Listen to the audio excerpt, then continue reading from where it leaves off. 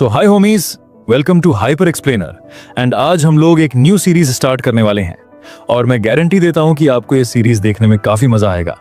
बस शुरुआत में कुछ लोगों को थोड़ा बोरिंग लग सकता है, लेकिन यार तुम लोग बस 5 मिनट तक वीडियो को देखो और आप लोगों को इस सीरीज को देखने में मजा जरूर आएगा। तो चलो अब वीडियो को स्टार्ट कर लेते हैं। सब कुछ तब शुरू होता है जब राक्षसों की दुनिया का दरवाजा खुल जाता है और अंदर से हजारों डरावने और भयानक मॉन्स्टर्स बाहर निकलकर इंसानों की दुनिया में तबाही मचाना शुरू कर देते हैं। इंसान जो अब तक ऐश कर रहे थे, अब उन्हें असली मजा चखने को मिलता है। लेकिन ये कोई आम कहानी नहीं है। इन राक्षसों को डीमंस कहा जाता है और इंसानों में कुछ खास लोग होते हैं जो अचानक से जाग जाते हैं और इन्हें कहते हैं हंटर्स। इंसान और डीमंस के बीच लंबी और थकाऊ लड़ाई होती है, लेकिन किसी तरह हंटर्स इन राक्षसों को कंट्रोल कर लेते हैं और इंसानों को दोबारा जीने का मौका मिलता है। धीरे धीरे बर्बाद शहरों को फिर से बसाया जाता है और लोग अपनी नॉर्मल लाइफ में वापस आने लगते हैं। लेकिन डीमंस की गिनती कम होने का नाम नहीं लेती, क्योंकि नेचुरली जागने वाले हंटर्स की संख्या बहुत कम है। डीमंस तो ऐसे लगते हैं जैसे ट्विच पर पोकेमॉन वाले सिम्स की डोनेशन कभी खत्म नहीं होते। इसीलिए इंसानों ने एक नया रास्ता ढूंढ निकाला, लैब में उगाए गए एलियन जैसे दिखने वाले चाइमेरा हंटर। ये असल में इंसान और राक्षसों के कॉर्प्सेस और डीमन रेल्म की स्ट्रेंज मेटल का मिला जुला मिक्सचर होते हैं। ज्यादातर कैदी इंसानों को इसका बेस बनाते हैं। इंसानों को बचाने की होड़ में साइंटिस्ट्स ये मुमकिन बना लेते हैं कि इन चाइमेरा हंटर्स को अब मास प्रोड्यूस किया जा सकता है। अब हंटर्स और साइंटिस्ट्स के बीच गहरी दोस्ती हो जाती है। हंटर्स को बार बार अपनी जान जोखिम में नहीं डालनी पड़ती, क्योंकि अब काइमेरा सामने आकर जान बचाते हैं। सालों तक शांति बनी रहती है। लेकिन फिर वही होता है जो अक्सर होता है। कुछ पागल साइंटिस्ट्स चोरी छिपे गैर कानूनी लैब्स खोल लेते हैं और इंसानों पर भयानक एक्सपेरिमेंट्स शुरू कर देते हैं। एक ऐसे ही सीक्रेट लैब में 2 साइंटिस्ट्स अपनी शिफ्ट खत्म करने से पहले आखिरी चाइमेरा नंबर 17 को देख रहे होते हैं। मोटा साइंटिस्ट अपने दोस्त जक को चिल्ला के कहता है, ज्यादा पास मत जा सर, सलामत रखना है तो दूर रहे। जक बोलता है, अरे यार नंबर 17 तो वैसे भी दिमागी तौर पे गया हुआ है, एकदम स्टैचू बना पड़ा है। जब तक कोई ऑर्डर नहीं देगा तब तक हिलेगा भी नहीं। जक उस बेचारे की हालत देखकर थोड़ा इमोशनल हो जाता है। उसका दाहिना हाथ पूरा मरोड़ा हुआ होता है, शायद किसी फेल एक्सपेरिमेंट की वजह से। उसे लगने लगता है कि अब इसकी हालत इतनी खराब है कि रिपोर्ट करना ही पड़ेगा, वरना इसे यूं ही मार दिया जाएगा। डायरेक्टर के ऑफिस में दोनों रिपोर्ट करते हैं कि नंबर 17 का शरीर अब दोबारा काम करने लायक नहीं है। और हैरानी की बात यह है कि वो अब भी सांस ले रहा है, वरना कोई और चमेरा अब तक मर चुका होता। डायरेक्टर ठंडे दिल से पूछता है, कितने टाइम तक बचेगा? मोटा साइंटिस्ट अंदाज लगाता है, ज्यादा से ज्यादा महीना भर। डायरेक्टर एकदम पत्थर दिल होकर ऑर्डर देता है, इसको अगले गेट ब्लॉकेड के मिशन में भेज दो, सामने से आने वाले हमलों को झेलने के लिए, लेकिन ध्यान रहे रिटर्न ऑर्डर नहीं डालना। दूसरी तरफ डीमन रेल्म्स में एक पंखों वाला डायनासोर जैसी शक्ल वाला जानवर नंबर 17 पर झपटता है, लेकिन इससे पहले कि वो उसके पास भी पहुंचे, नंबर 17 उसे चीर फाड़ कर रख देता है। इसके बाद एक ग्राउंड से निकलने वाला पौधे जैसा वर्म मॉन्स्टर निकलता है, लेकिन नंबर 17 उसे हवा में उछाल देता है और फिर उस पर ताबड़तोड़ अटैक करता है। इसके बाद वो अपना भयानक मुंह खोलता है और बिजली जैसा सांस छोड़ता है जो मीलों तक सब कुछ तबाह कर देता है। हंटर्स की टीम उसकी ताकत देखकर हैरान रह जाती है। वो एकदम एस रैंक या उससे भी ऊपर का लगता है। एक हंटर पोर्टल की तरफ देखता है जो अब भी खुला है। बाकी टीम मेंबर्स कहते हैं कि जब तक एस रैंक चिमेरा लड़ रहा है कोई राक्षस नहीं निकल पाएगा, वो तो सिर्फ बचे कुचे डीमंस से निपटेंगे। जैसे ही सारे मामूली डीमंस खत्म होते हैं, गेट अचानक से गिरने लगता है। सारे हंटर्स वहां से भागते हैं।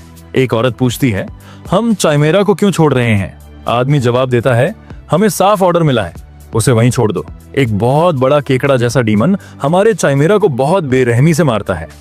औरत को उस पर थोड़ी दया आती है, लेकिन आदमी कहता है, चाइमेरास तो लैब में पैदा हुए नौकर होते हैं, ऑर्डर्स फॉलो करने के लिए बने हैं बस।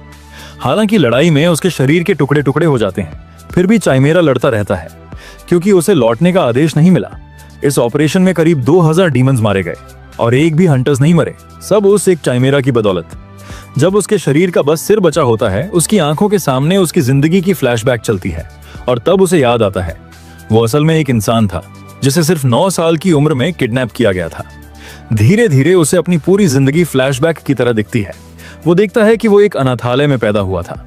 9 साल की उम्र तक पहुंचते पहुंचते वो थोड़ा शरारती बन जाता है और जो बच्चे उसे अगली कहते थे उन पर पत्थर फेंकता था। और यही देखकर ऑर्फनेज का डायरेक्टर उस पर बहुत निराश हो जाता है। वो बूढ़ा आदमी आखिरकार उसकी नॉनस्टॉप बकवास से तंग आ गया और उसे अनाथालय से बाहर लात मारकर निकाल देता है। उसे बिल्कुल परवाह नहीं कि बच्चा बाहर ठंड में मर भी जाए तो। ठंड में बेहोश पड़े हुए उसे एक साइंटिस्ट की टीम मिलती है और उनमें से एक साइंटिस्ट ये सोचकर थोड़ा परेशान हो जाता है कि इस शहर की स्लम्स में ही ऐसे बच्चे मिल जाते हैं जैसे सड़कों पर ईस्टर एग्स पड़े हों। खैर, असली पागल साइंटिस्ट वही होता है जो ऐसे मौके को छोड़ता नहीं। तो वो लड़के को उठाकर लैब ले जाता है और उस पर खतरनाक गैर कानूनी एक्सपेरिमेंट शुरू कर देता है। पहले ही एक्सपेरिमेंट में वो लोग उस पर एक मैजिक स्पेल कास्ट कर देते हैं ताकि वो कभी भाग ना सके, और उसका नाम रख देते हैं नंबर 17। जब वो होश में आता है तो सबसे पहले देखता है कि पागल साइंटिस्ट्स कैमरा ऑन करके उसे रिकॉर्ड कर रहे हैं और साथ में उसकी नसों में S rank silk worms inject कर रहे हैं। बेचारा हिलना चाहता है लेकिन उसे जानवरों की तरह कसकर बांध रखा है, जैसे उसकी कोई इंसानी इज्जत ही नहीं। दिन बीतते जाते हैं और साइंटिस्ट लोग हैरान हैं कि नंबर 17 पर कोई साइड इफेक्ट दिख ही नहीं रहा। उसका दिमाग और सोचने की शक्ति बिल्कुल ठीक है और वो सभी मॉन्स्टर्स की एबिलिटी पर फुल कंट्रोल रखता है। बाहर से देखने पर लगता है कि वो बस 1 सेकंड दूर है स्कूल शूटिंग मोड में जाने से, लेकिन इन पागल साइंटिस्ट्स के दिमाग में बस यही चल रहा है कि ये लड़का कितना यूनिक और कमाल का है। वो लोग उस पर हर तरह के मॉन्स्टर सेल्स इंजेक्ट करना जारी रखते हैं और 6 ईयर के बाद वो एक काइमेरा हंटर बन चुका होता है जो एक ही हमले में डीमंस को खत्म कर सकता है। एक वॉर में वो ऐसा लेजर बीम छोड़ता है जो बग टाइप मॉन्स्टर्स को भून देता है और रोड के मीलों तक का जमीन साफ कर देता है। एक माँ अपने और अपनी बेटी की जान बचाने के लिए उसे थैंक्स कहती है, जबकि घायल हंटर माफी मांगता है कि उसे एक छोटे लड़के पर निर्भर होना पड़ा। लेकिन हमारा लड़का कहता है कि वो ठीक है, वो अंदर से बिल्कुल कोल्ड महसूस कर रहा है। कुछ सालों बाद उसका हिप्नोसिस अचानक टूट जाता है और वो सोचने लगता है कि आखिर वो इतने सालों से कर क्या रहा था, जिससे साइंटिस्ट को भी पता चल जाता है कि अब साइड इफेक्ट्स उभरने लगे हैं। वक्त बीतता है और उस पर 500 से ज्यादा मॉन्स्टर्स के सेल्स इंजेक्ट कर दिए जाते हैं, यहाँ तक कि वो कुछ ऐसा दिखने लगता है जिसे इंसान कहना भी मुश्किल हो जाए। और करीब 20 साल बाद वो एक विशाल ड्रैगन जैसे कुत्ते में बदल जाता है जिसके पास कोई आत्मा नहीं होती और इतना घिनौना लगता है कि आम लोग उसे देखकर अपनी आंखें बंद कर लेना चाहेंगे। लेकिन फाइनली उसका ये कुत्ते से भी घटिया लाइफ आखिरकार खत्म हो जाता है और उसके अंदर की सिर्फ एक हड्डी बचती है। लेकिन तभी वो हड्डी अचानक हवा में तैरने लगती है और उसका पूरा शरीर रिजेनरेट होने लगता है जब तक कि चाइमेरा नंबर 17 फिर से पैदा नहीं हो जाता। मगर इस बार वो एक हैंडसम ह्यूमन बनकर लौटता है जिसके 6 पैक्स और एब्स पत्थर जैसे सॉलिड होते हैं। अपने इस पागलपन भरे रिवाइवल से हक्का बक्का होकर वो खुद से पूछता है कि क्या वो फिर से इंसान बन गया है। उसे लगता है कि क्योंकि वो मॉन्स्टर सेल्स अब भी उसके अंदर हैं, तो शायद वो पूरी तरह इंसान नहीं है। खासकर जब वो आसानी से अपने नुकीले पंजे घुमाता है जैसे वो किसी apex predator fashion line launch करने वाला हो। लैब से कोई उसे वापस खींचने नहीं आया तो हमारा लड़का मान लेता है कि उसे छोड़ दिया गया है। फिर उसे ध्यान आता है कि उसकी बाहीं पर जो लैब न्यूमर हुआ करता था वो अब गायब है और इससे वो सोचने लगता है कि आखिरकार उसने लैब से अपने सारे रिश्ते तोड़ दिए हैं। अब जब उसके पास ऐसा शरीर है जो खुद नर्क से भी ज्यादा हॉट है, वो सोचता है कि शायद ये किसी इमॉर्टल टाइप मॉन्स्टर की एबिलिटी है, वही जो 3 बार तक रिवाइव हो सकता है जब तक उसका कोर नष्ट न कर दिया जाए। लेकिन एक बात अब भी उसे परेशान करती है कि साइंटिस्ट्स हमेशा कसम खाकर कहते थे कि इंसानी और इमॉर्टल मॉन्स्टर्स के सेल्स कभी मिक्स नहीं हो सकते, लेकिन अब वो पूरी तरह अल्फा मोड में है और उसकी हालत देखकर तो जॉनी ब्रावो भी बैकग्राउंड कैरेक्टर लगे। शायद जो भी साइड इफेक्ट्स थे वो अब मिट चुके हैं, क्योंकि उसे याद है कि उसका दिमाग हमेशा धुंधला और किसी मैजिक चेन में बंधा हुआ लगता था, लेकिन अब वो पहले से कहीं ज्यादा आजाद महसूस करता है। तो वो सोचता है कि अब जब उसके गुलामी वाले दिन खत्म हो गए हैं और जब वो बस एक आज्ञाकारी पालतू कुत्ते जैसा नंबर 17 कहलाता था, तो अब उसे लग रहा है कि शायद अब वक्त आ गया है कि वो एक इंसान की तरह जीना शुरू करे। वैसे भी वो नाम तो बस यूं ही बिना मतलब उसके ऊपर चिपका दिया गया था। वो अपने असली नाम को याद करने की कोशिश करता है, लेकिन तभी अचानक एक फ्लैशबैक में चला जाता है जहां एक बूढ़ा साइंटिस्ट जो उसे पागल बोलता था लेकिन फिर भी कहता था कि अब से लोगों की मदद करना। उस टाइम तो वो अपने पूरे हिप्नोसिस फेस में था और उसने कोई जवाब नहीं दिया। अब प्रेजेंट में लौटकर वो उस सलाह को बकवास बताता है और हंस देता है कि एक स्लम में पैदा हुआ अनाथ किसी की मदद करेगा। जैसे ही वो सनसेट की तरफ देखता है, उसके एब्स ऐसे चमक रहे होते हैं जैसे अलग से लाइटनिंग लगाई गई हो। वो एक पल के लिए बदला लेने के बारे में सोचता है, लेकिन फिर उसे छोड़ देता है, क्योंकि बदला लेने के लिए सामने वाला जिंदा होना चाहिए। और अब तो इतने साल हो चुके हैं कि वो गुस्सा भी बस एक हल्की खुजली जैसा लगने लगा है। वैसे भी अभी इंसानों की दुनिया का कोई रास्ता खुला नहीं है, तो वो सोचता है कि जब कभी उनसे मिलेगा तब बात होगी। अभी के लिए वो बदले की बात छोड़ देता है और आगे के रास्ते पर ध्यान देने का फैसला करता है। अपने नए शानदार शरीर को देखते हुए, जहां एक डिवाइन लाइट उसके प्राइवेट पार्ट को ढक रही होती है, वो तय करता है कि अब से वो एक सही इंसान की तरह जीने की कोशिश करेगा, उस वक्त की भरपाई के लिए जो उससे छीन लिया गया।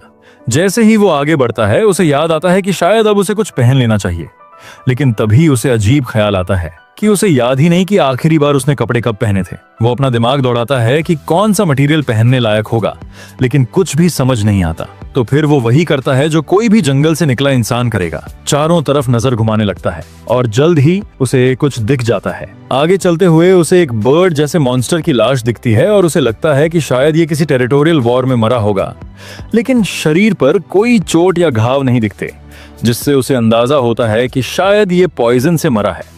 वैसे ये उसके लिए अच्छा ही है, क्योंकि शरीर एकदम ताजा है और स्किन निकालने लायक बढ़िया हालत में है। वो बड़े आराम से अपने हाथ को एक बड़ी तलवार में बदल लेता है, जैसे बटर नाइफ उठा रहा हो, और उसे लैब में बताई गई बातें याद आती हैं कि स्किन निकालते वक्त पेट से शुरू करना चाहिए और फिर हाथ पैरों पर जाना चाहिए। वो काम शुरू करता है, लेकिन जैसे ही पेट काटता है उसमें से पर्पल गैस निकलती है। उसे झट से समझ आता है कि ये जहर है, मगर वो जरा भी घबराता नहीं और उसे ऐसे सूंघता है जैसे कोई इत्र हो। बस बदबू से चिढ़ होती है, क्योंकि अब उसे स्किन धोनी पड़ेगी। कुछ देर बाद जब वो उस ओवरसाइज्ड मुर्गे की खाल निकाल चुका होता है तो उसे लगता है कि पहली बार के हिसाब से काम ठीक ही किया है। फिर वो लेदर धोने नदी की ओर जाता है, लेकिन जैसे ही खाल निकालता है वो नोटिस करता है कि अब वो सख्त हो चुकी है, जबकि पहले एकदम नरम लग रही थी। उसे लगता है कि ये शायद उस मॉन्स्टर की स्पेशलिटी हो।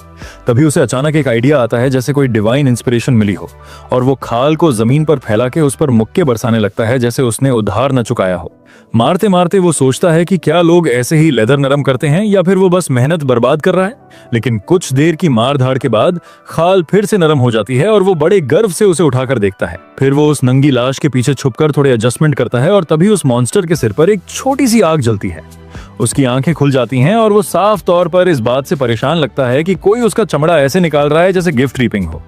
चेओन जल्दी से खाल में छेद करके उसे पहन लेता है और लते से उसे बांध लेता है। अब वो नए लुक में तैयार है और उसे खुद पर काफी फख्र भी होता है। उसे खाल के अंदर थोड़ा जहर बचा हुआ दिखता है, लेकिन उसे साफ करना झंझट लग रहा है तो छोड़ देता है। तभी वो पक्षी जैसा मॉन्स्टर एक जोरदार चीख मारता है, जिससे क्याओन चौंक जाता है, क्योंकि उसे सच में लगा था कि ये मर चुका है। वो मॉन्स्टर तड़पने लगता है और ऐसा लगता है कि वो इंसानों की बातें भी समझ सकता है, जो क्याओन को थोड़ा अजीब लगता है।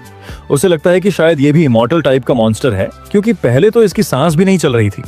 पहले होता तो शायद क्याओन इसे भून कर खा गया होता, लेकिन अब जब वो कमजोर और बेबस दिखता है तो उसे लगता है कि इसकी जान बख्श देनी चाहिए। वो मुस्कुराकर कहता है कि आज इसकी किस्मत अच्छी है और इसे दूसरी जिंदगी का मौका मिल गया है। फिर चलता बनता है। जाते जाते कैजुअली बोलता है कि अगर किस्मत ने मजा दिखाया तो फिर मुलाकात होगी। कुछ देर बाद वो एक गुफा में पहुंचता है और ऐसे इधर उधर देखता है जैसे नया घर देख रहा हो। तभी एक बहुत बड़ा सेंटीपीड अचानक उसके सामने कूदता है, लेकिन क्याओन की एक भी भौंह नहीं हिलती। वो कीड़ा हमला करता है, लेकिन चेओन ज्यादा परेशान इस बात को लेकर है कि यहाँ की रोशनी रहने लायक है या नहीं। एक ही वार में वो कीड़े का सिर काट देता है जैसे मच्छर मार दिया हो, और मन ही मन ये गुफा अपनी लिस्ट से हटा देता है। इसके बाद वो एक बर्फीले पहाड़ी इलाके में पहुंचता है, जहां एक येटी डर के मारे जमे हुए हालत में पड़ा होता है। शायद उसे देखकर ही डर गया हो, जैसे किसी हॉरर फिल्म में भूत दिखा हो। पहले भी क्याओन ने इन येतियों की बुरी हालत कर दी थी, लेकिन यहाँ रहना इसीलिए कैंसिल कर देता है क्योंकि खाने का इंतजाम बहुत मुश्किल होगा। फिर वो एक जंगल में जाता है, लेकिन वहां के मशरूम्स इतनी बदबू मारते हैं जैसे किसी ने ऑफिस में मछली माइक्रोवेव कर दी हो। तो वो जगह भी रिजेक्ट हो जाती है। वो आगे चलता रहता है, किसी डरावनी छिपकली वाली गुफा से लेकर एक ज्यादा ही आरामदायक लग रहे ज्वालामुखी तक, लेकिन कोई भी जगह उसे जमती नहीं। आखिर में वो एक खाई के किनारे पहुंचता है और वहां से दिखने वाला नजारा देखकर दंग रह जाता है। उसे यकीन नहीं होता कि राक्षसों की दुनिया में भी इतनी खूबसूरत जगह हो सकती है। वो पूरे इलाके को अच्छे से देखना चाहता है और बिना सोचे समझे खाई से कूद जाता है और एक जोरदार स्पीड से जमीन पर गिरता है, जिससे कोई और होता तो रीढ़ की हड्डी तोड़वा बैठता। वहां उसे साफ पानी वाली नदी दिखती है और मछलियां भी अच्छी तादाद में हैं। कुछ बड़ी मछलियां हवा में कूदकर उसे काटने की कोशिश करती हैं और वो सोचता है कि इन्हें कैंपिंग के टाइम भूनकर खाया जा सकता है। थोड़ी गहराई से सोचने पर उसे लगता है कि ये जगह एकदम परफेक्ट है। साफ हवा है, फूल हैं, मछलियों की भरमार है, यानी नेचुरल फिश फार्म। तो अब वो पक्का करता है कि अपना घर यहीं बनाएगा और उसे नाम देता है चाओन डू वून हाउस। वहीं दूसरी ओर राक्षसों की दुनिया के एक दूर दराज हिस्से में हवा में एक चमक उठती है और एक पोर्टल खुलता है, जिसमें से कुछ निकलकर जमीन पर जोर से गिरता है। धुएं के बीच से एक रोबोट उठता है, चारों तरफ देखता है और खुद से पूछता है कि क्या यह सच में मॉन्स्टर्स की दुनिया है। दूसरी तरफ क्याओन कुछ देर वहां की खूबसूरती को देखता है, साफ हवा और रंग बिरंगे फूलों को महसूस करता है और सोचता है कि हाँ, ये जगह मेरे घर बनाने के लिए एकदम सही है। फिर वो अपने हाथों से थ्रेड जैसी चीजें बाहर निकालता है और एक ही झटके में सारे पेड़ काट देता है। फिर उन्हीं थ्रेड से कटे हुए सारे पेड़ इकट्ठा करता है और घर बनाने के लिए लकड़ियों का ढेर लगाता है। सब कुछ ठीक ठाक चल ही रहा था, तभी उसे जमीन कुछ ज्यादा ही ऊबड़ खाबड़ सी लगती है। तो वो फिर से गोल्डन थ्रेड्स निकालता है और सारी जमीन को अच्छे से समतल करता है।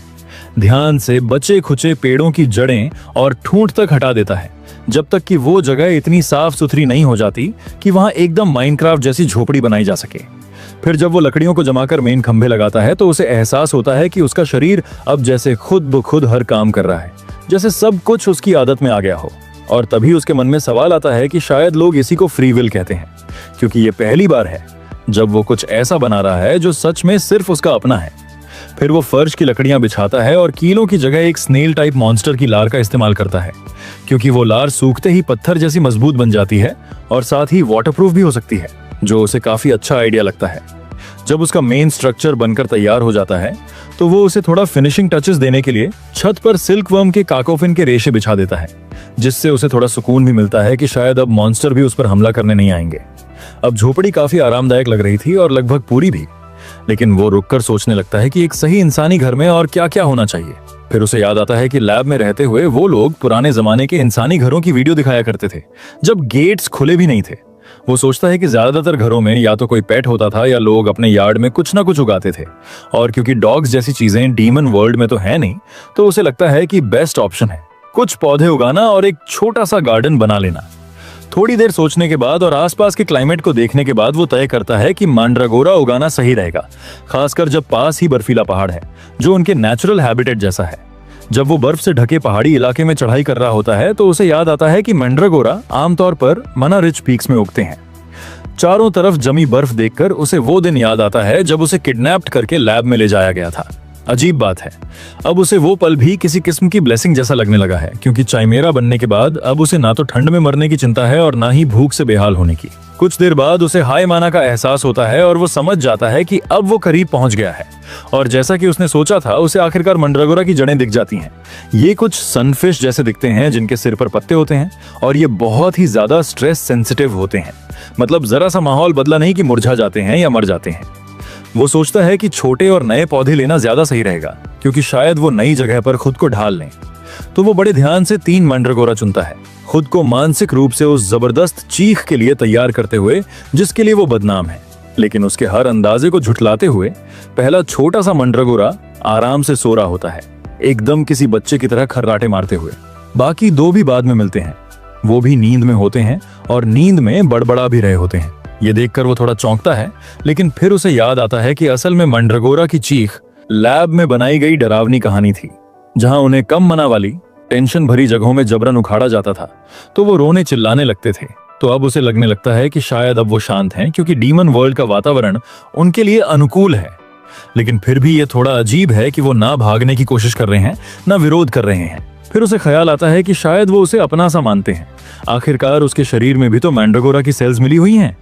वो उन्हें बड़े प्यार से अपनी कमर में बांध लेता है, मन ही मन खुश होता है कि वो शांति से हैं और स्ट्रेस में नहीं। फिर सोचता है कि क्या वो बाद में उनसे थोड़ा रूट निकालने को कह सकता है ताकि टी बना सके, या फिर उनके फल को सांचक की तरह खा सके। लेकिन तभी उसे याद आता है कि उनका फल जबरन तोड़ो तो जहर बन जाता है। तो वो मन ही मन तय करता है कि जब सही समय आएगा तब विनम्रता से पूछेगा। तभी उसे आसपास कुछ हंटर्स की मौजूदगी का एहसास होता है और सोचता है कि भला कोई इतनी खतरनाक बर्फीली चढ़ाई क्यों करेगा जब तक बहुत जरूरी ना हो। लेकिन फिर सोचता है कि चलो चेक कर लिया जाए, शायद उनसे कुछ गेट स्टोन्स मिल जाएं। उधर एक हंटर बड़बड़ा रहा होता है कि उसके साथी उसे अकेला छोड़कर भाग गए हैं और अब उसे चारे की तरह मरने के लिए छोड़ दिया है, जबकि दूसरा चिल्लाता है कि फोकस करो, क्योंकि सामने से मॉन्स्टर खरगोशों का झुंड बहुत तेजी से आ रहा है। ये खरगोश दिखने में भयानक होते हैं, उनके मुंह चौड़े चौड़े खुले हुए होते हैं जिनमें टेंटिकल्स और नुकीले दांत होते हैं। उनमें से एक हंटर जैसे तैसे एक फोर्स फील्ड बना लेता है जिससे वो लोग तुरंत मरे नहीं, लेकिन उसे जल्दी ही समझ आ जाता है कि उसकी शील्ड ज्यादा देर तक नहीं टिकेगी। तभी उसे पछतावा होता है कि उसने ये मिशन क्यों लिया, काश कोई छोटी मोटी नौकरी कर ली होती। जैसे ही उसकी शील्ड टूटने लगती है तभी हमारा लड़का एक दमदार सुपरमैन जैसी एंट्री करता है और दोनों हंटर्स उसे देखकर हक्के बक्के रह जाते हैं कि अचानक एक इंसान बिना किसी डर के यहाँ कैसे आ गया। उसकी मौजूदगी भर से ही बर्फीले मॉन्स्टर खरगोश डर के मारे भाग जाते हैं, जैसे कोई छोटा चूहा बिल्ली को देख ले। दोनों हंटर उसके पास दौड़कर आते हैं, खुद को सियोंग जू और किम ताएहुन बताते हैं और उसका नाम पूछते हैं। वो अपना नाम बताता है, लेकिन दोनों कहते हैं कि ऐसा नाम उन्होंने पहले कभी नहीं सुना। किम ते-हून सोच में पड़कर बोलता है कि कहीं वो कोई जंगली शिकारी तो नहीं, क्योंकि उसके गुफा वाले लुक को देखकर ऐसा ही लग रहा है। लेकिन हमारा बंदा तुरंत पलटकर पूछता है कि तुम लोग यहाँ क्या कर रहे हो, इस मौत के कुएं जैसी जगह में घूमते हुए, वो भी बिना किसी हाई रैंक पहचान के। तो दोनों बताते हैं कि दरअसल वो लोग एक खतरनाक चिमेरा को जिंदा पकड़ने के मिशन पर आए हैं और उसके बदले में उन्हें काफी मोटा इनाम मिलने वाला है। ये सुनते ही हमारे बंदे के कान खड़े हो जाते हैं। फिर उनमें से एक क्लियर करता है कि वो चिमेरा असल में एक लैब से भाग गया था और पीछा करते वक्त सीधे एक गेट में छलांग मार दी। ये सुनकर हमारे लड़के को बहुत राहत मिलती है, क्योंकि इससे साफ हो गया कि ये लोग उसे पकड़ने नहीं आए हैं। वो फिर पूछता है कि इनके पास कोई गियरवीट है या नहीं और क्या कम से कम गेट स्टोन है। तो वो बताता है कि उनके अपने ही टीममेट्स उन्हें धोखा देकर सारा सामान लेकर भाग गए और अब उसे अफसोस हो रहा है कि उसने ये पहले ही क्यों नहीं समझ पाया। तभी हंटर लोग बताने लगते हैं कि उन्हें माना कंटामिनेटेड हो चुका है और अब ज्यादा देर तक सरवाइव नहीं कर पाएंगे, क्योंकि इंसान लोग डीमन वर्ल्ड में ज्यादा देर नहीं रह सकते, वरना अंदर से सड़ने लगते हैं। उनमें से एक तो हाथ जोड़कर गुहार लगाता है कि उसकी प्रेग्नेंट बीवी उसका इंतजार कर रही है, लेकिन इससे पहले कि बात पूरी हो, हमारा लड़का अचानक जैसे कुछ महसूस करता है और फिर सीधे हवा में छलांग मार देता है, जैसे हल्क उड़ता है, और दोनों हंटर्स वहीं हवा में उड़ती धूल में रह जाते हैं। उधर चिमेरा, जो दिखने में आधा रोबोट जैसा है, और वो एक चट्टान के किनारे खड़ा है। तभी वही शिकारी जो पहले धोखा देकर भागे थे उसे घेरने की कोशिश करते हैं, लेकिन चिमेरा धीरे से मुड़कर उन्हें देखता है और साफ कर देता है कि अब वो सबको मिटा डालेगा। तभी हमारा बंदा वहां पहुंचता है और देखकर थोड़ी देर के लिए चौंक जाता है कि कहीं देर तो नहीं हो गई। सामने जमीन पर खून और टूटे फूटे गियर बिखरे हैं। वहीं एक नीला एनर्जी बॉल भी धीरे धीरे बुझ रहा है। वो सोचता है कि शायद वो हंटर्स फिर से भाग गए होंगे और अपना सारा लूटपाट भी यहीं छोड़ गए। फिर जब वो पैरों के निशान देखता है तो लगता है कि उस टेस्ट सब्जेक्ट ने शायद बीच लड़ाई में ही रूप बदल लिया था। उसे याद आता है कि शिकारी ने बताया था कि वो लैब में बना एक लिक्विड मेटल से तैयार किया गया चिमेरा है, जो किसी भी रूप में बदल सकता है। लेकिन मेटल की कीमत बहुत ज्यादा होने की वजह से उसे छोटा बच्चा जैसा बनाया गया। चियोन नीचे खाई में देखता है और खुद को हंसी रोकने में मुश्किल होती है कि ये छोटा सा मैकेनिकल शैतान कैसे 5 बी रैंक हंटर्स की बैंड बजा गया। उधर 2 घायल हंटर्स बुरी हालत में पड़े हैं। किम अपने दोस्त स्योंजू को झकझोरते हुए कहता है कि हार मत मान, लेकिन स्योंजू खांसते हुए कहता है कि उसका पूरा शरीर अब कंटामिनेट हो चुका है और उसका टाइम आ गया है। लेकिन किम मानता नहीं और कहता है तेरे पास फैमिली है। फिर स्योंजू आखिरी ताकत से कहता है कि मेरी फैमिली से माफी मांग लेना, लेकिन किम चिल्लाता है कि मिरेकल्स होते हैं। तभी कोई सामने आता है जिससे किम एकदम सतर्क हो जाता है, लेकिन देखता है कि चियोन डोवून ही है जो आराम से चलकर वापस आ रहा है और उनका सारा सामान भी साथ में है। शिकारी उसे देखते ही दौड़कर उसके सामने घुटनों के बल गिर पड़ता है, जैसे भगवान आ गया हो, और हाथ जोड़कर चियोन से जान बचाने की भीख मांगता है।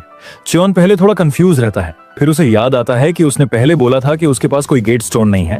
तभी किम अपनी जेब से 2 चेक निकालता है, 10-10 मिलियन येन के, और गिड़गिड़ाकर कहता है कि बस एक गेट स्टोन दे दो, अगर अभी नहीं निकले तो पक्का मर जाएंगे। चियोन पैसों को घूरता है और दिमाग में उसका टोटल जोड़ने लगता है।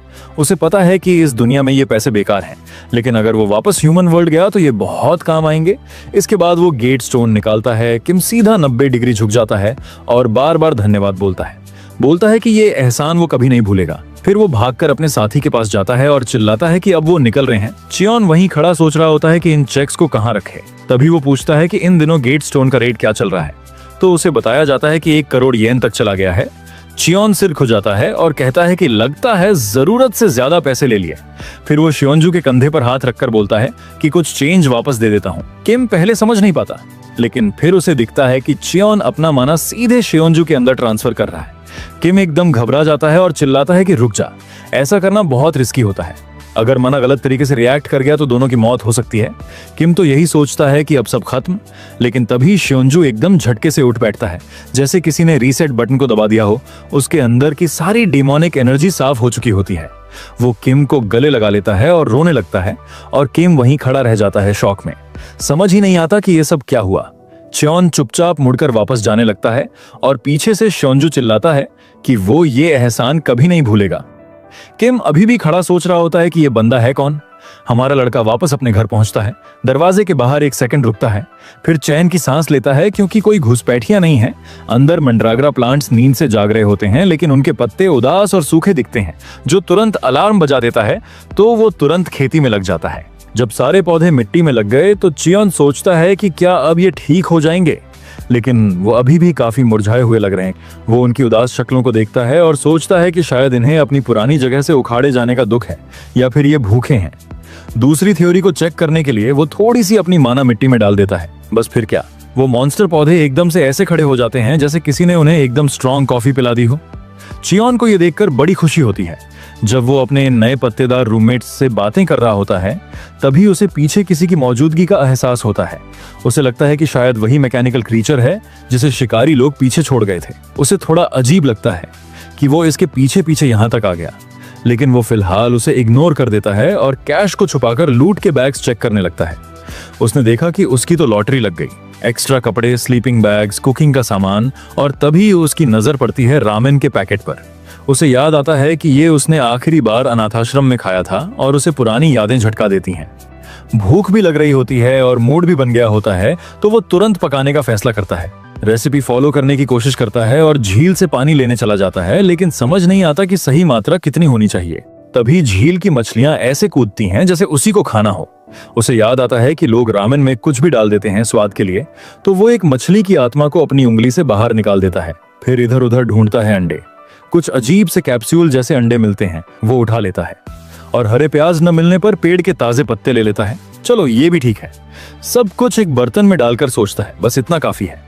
तभी छोटा सा रोबोट बाहर आता है और अपने पेट पर हाथ रखकर बर्तन की तरफ ऐसे देखता है जैसे उसे भी बहुत भूख लगी हो।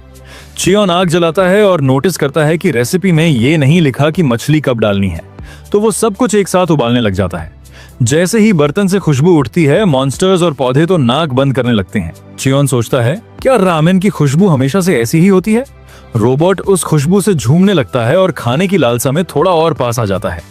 फिर अचानक वो खुद को एक पपी में बदल लेता है। उसे लैब से याद है कि इंसान कुत्तों से प्यार करते हैं, तो वो इस बात का फायदा उठाने के लिए एक पैर में लंगड़ा कर चियोन की तरफ आता है और नाटक करते हुए कराहने लगता है ताकि कुछ सिंपैथी मिल जाए।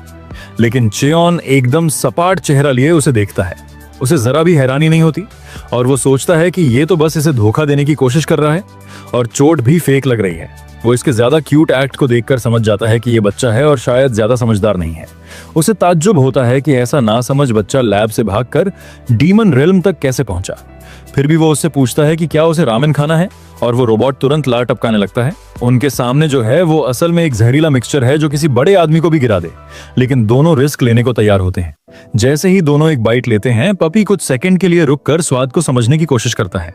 वहीं चियोन सीधे एक याद में पहुंच जाता है, जब वो अनाथाश्रम में हॉट रामेन खाता था, और मुस्कुराकर कहता है कि ये उसी जैसा स्वाद है।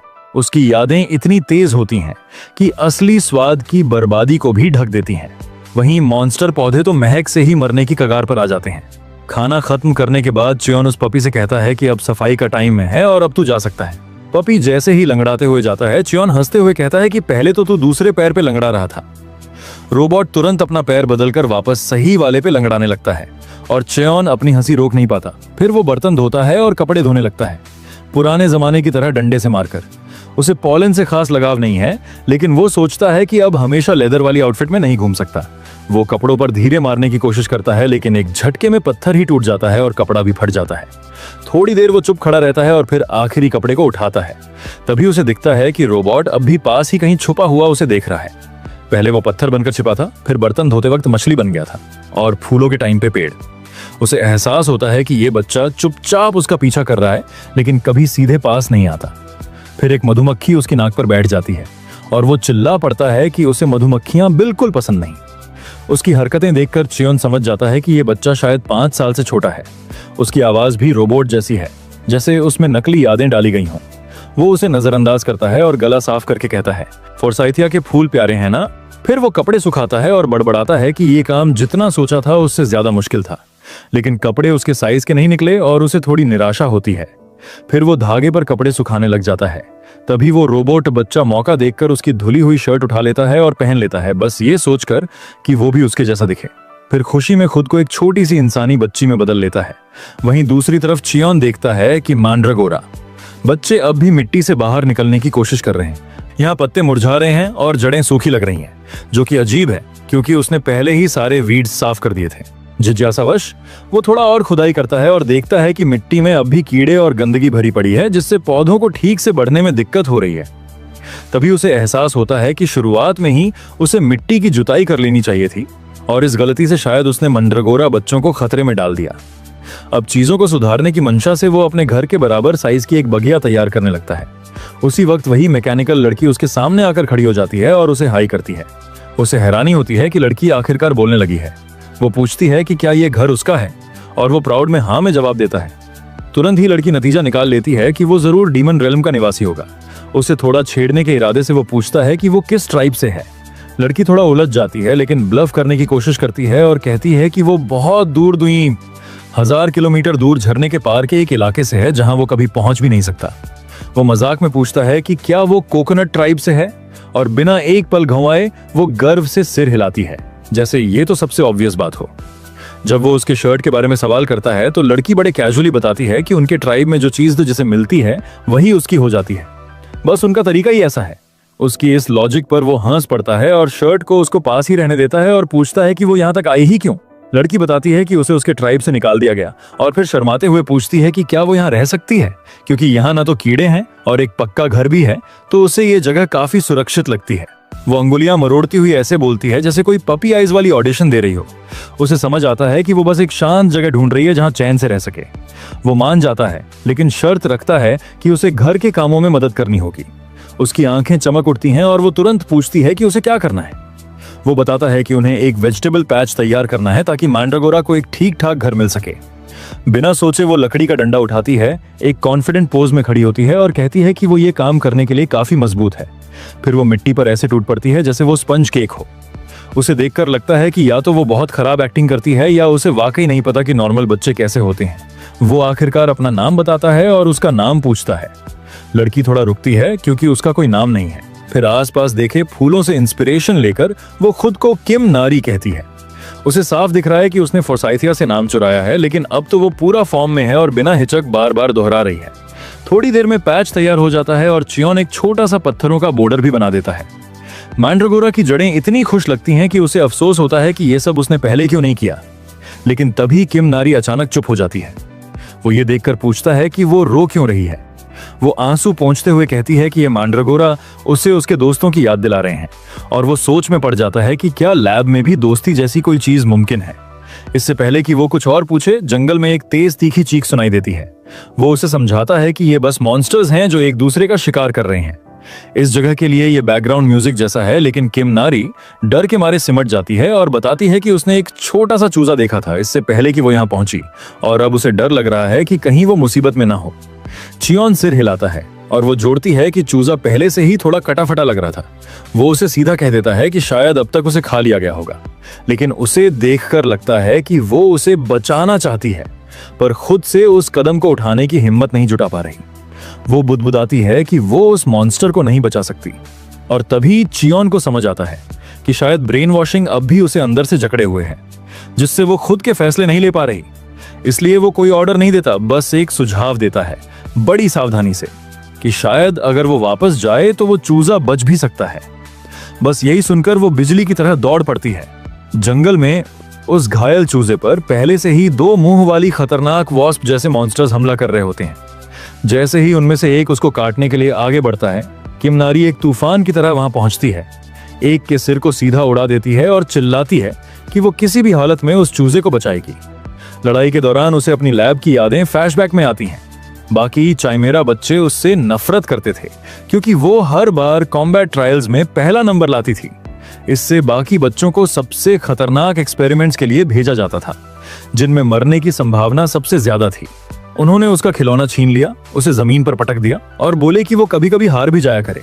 यहाँ तक कि उन्होंने कहा कि अगर वो नहीं होती तो अच्छा होता और उसे लात घूंसे मारते रहे। वो समझ नहीं पाई थी कि उसने क्या गलत किया।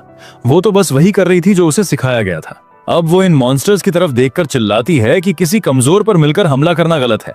फिर अपना घूंसा घुमाकर आखिरी वॉस्प को दूसरी दुनिया में भेज देती है। इधर चियोन आराम से बैठा मंड्रागोरा की जड़ों को माना खिला रहा है जैसे कोई शांत सा प्लांट डैड हो। तभी किम नारी वापस आती है, भागती हुई, चूजे को अपने हाथों में लिए हुए और मदद के लिए चिल्ला रही होती है। घबराई हुई कहती है कि वो उठ नहीं रहा है।